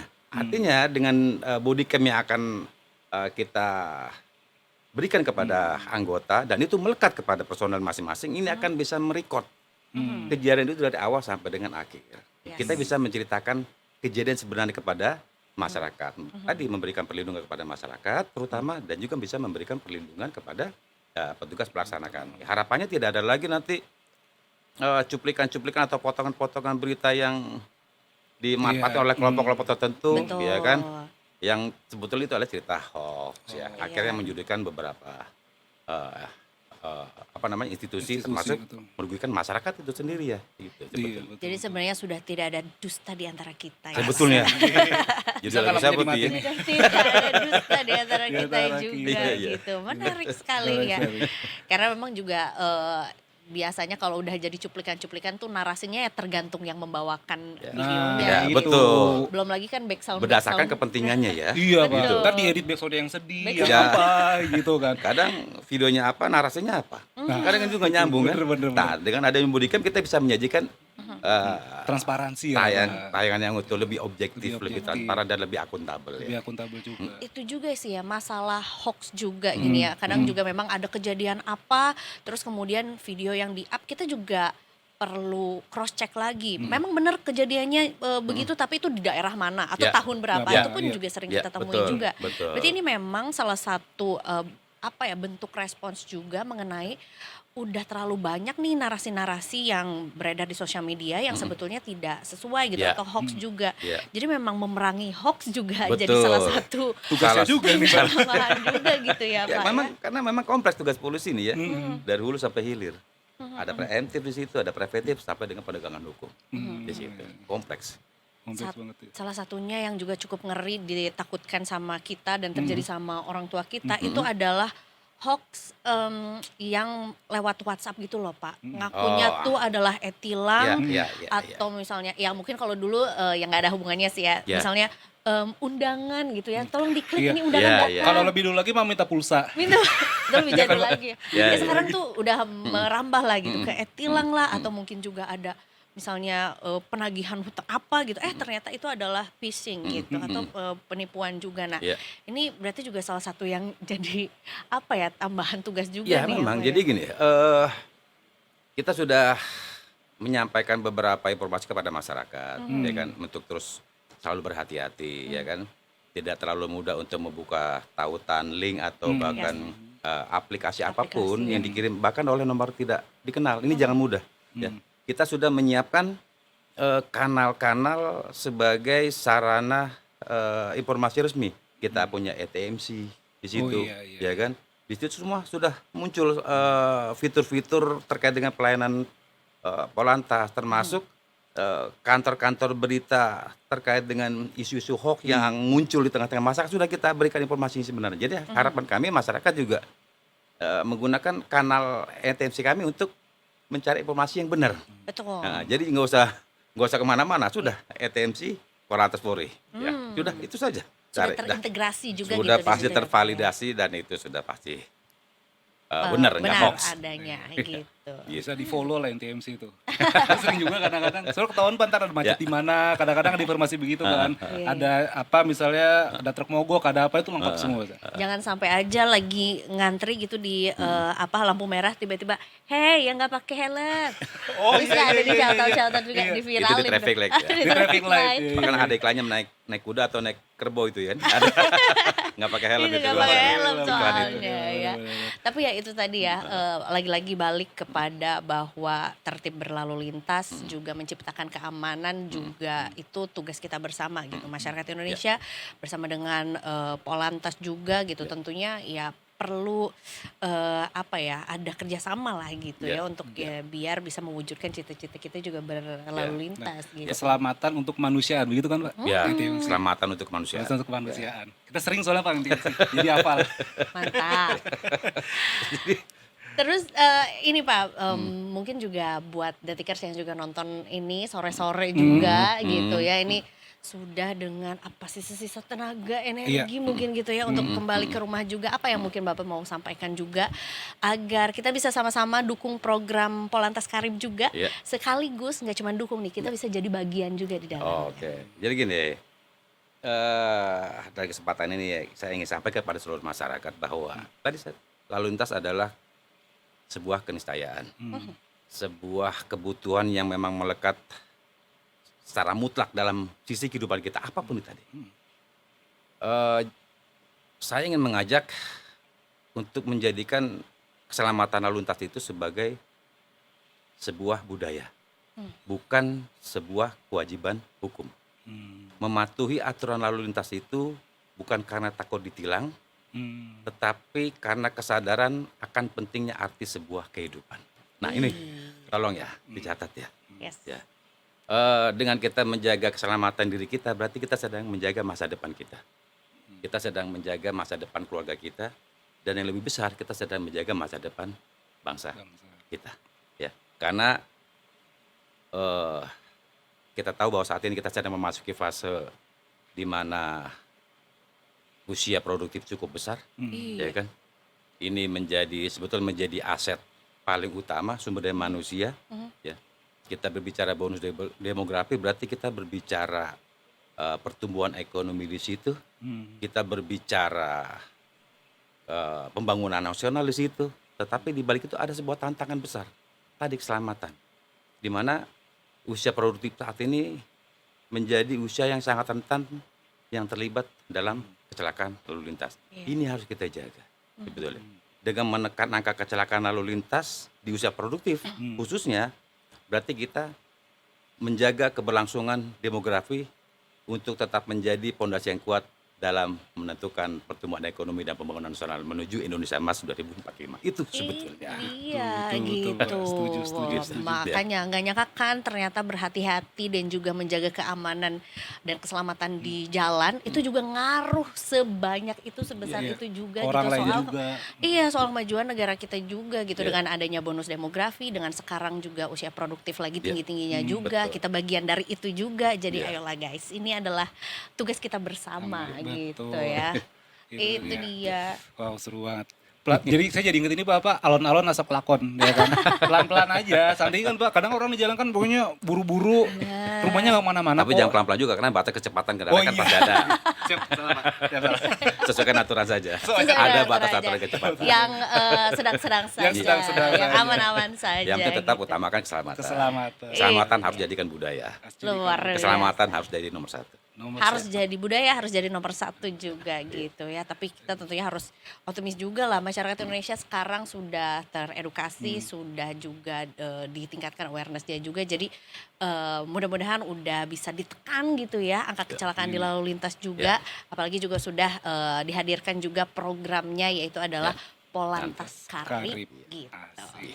Anyway, Pak Jenderal terima kasih Pak banyak Jenderal, sudah Sama-sama, mampir sama-sama. ya. Mbak Reza, Sudah Detik sama-sama Sore Mak juga. Afif. Ini kayaknya memang juga udah jam waktunya pulang juga. Waktunya Tapi pulang. Kita juga waktunya pulang kantor juga nih. Pak Pak Reza Jenderal. sama Mak langsung pulang, kami masih kerja lagi soalnya. Oh, Iya, aduh. Pak, ya. Masih tetap menjaga masyarakat Indonesia. Siap. Luar biasa. Jaga kesehatan Pak. Insya Allah. Mohon doanya selalu. Amin Pak. Pokoknya semangat terus, selamat bertugas ya Pak Terima ya. kasih, juga Mbak. Terima kasih, sudah dan terima kasih juga sudah melahirkan nih, menelurkan juga satu program yang luar biasa banget. Dan tentunya Detikers tadi sudah disampaikan juga pesan-pesannya ya sama Pak Irjen Polisi Wibowo SIKM Hum selaku Kakor Lantas Polri kita yang baru juga biar tentunya lebih tertib lagi, lebih aman dan juga nyaman di jalan ya. Betul. Oh iya Pak, kita ada closing Pak kalau Ya. mau ada tagline kalau mau closing Pak. Kalau nanti misalnya aku sama Iza bilang Detik Sore, Jenderal bisa bilang enggak cuma hore-hore. Enggak cuma hore-hore. Enggak cuma Nggak hore. Tapi cuma ntar kamera hore-hore. kita. Oke. Bareng-bareng Sana nggak ya? cuma hore-hore. Iya. Oke, kalau gitu. Terima kasih buat kamu yang Detikers sudah simak juga sore hari ini. Jangan lupa dicatat tadi notes-nya juga apa yang sudah kita sampaikan. Tapi mudah-mudahan hari ini juga memberikan banyak inspirasi dan juga menyenangkan buat kamu ya. Sekarang kita akan tutup dulu tentunya Iza Magfiranya pamit. Ayo Farhan cabut, kita ketemu lagi besok di Detik Sore. Enggak cuma hore-hore. Terima kasih Bapak, kita berikan tepuk tangan. Terima kasih Jenderal. Terima kasih.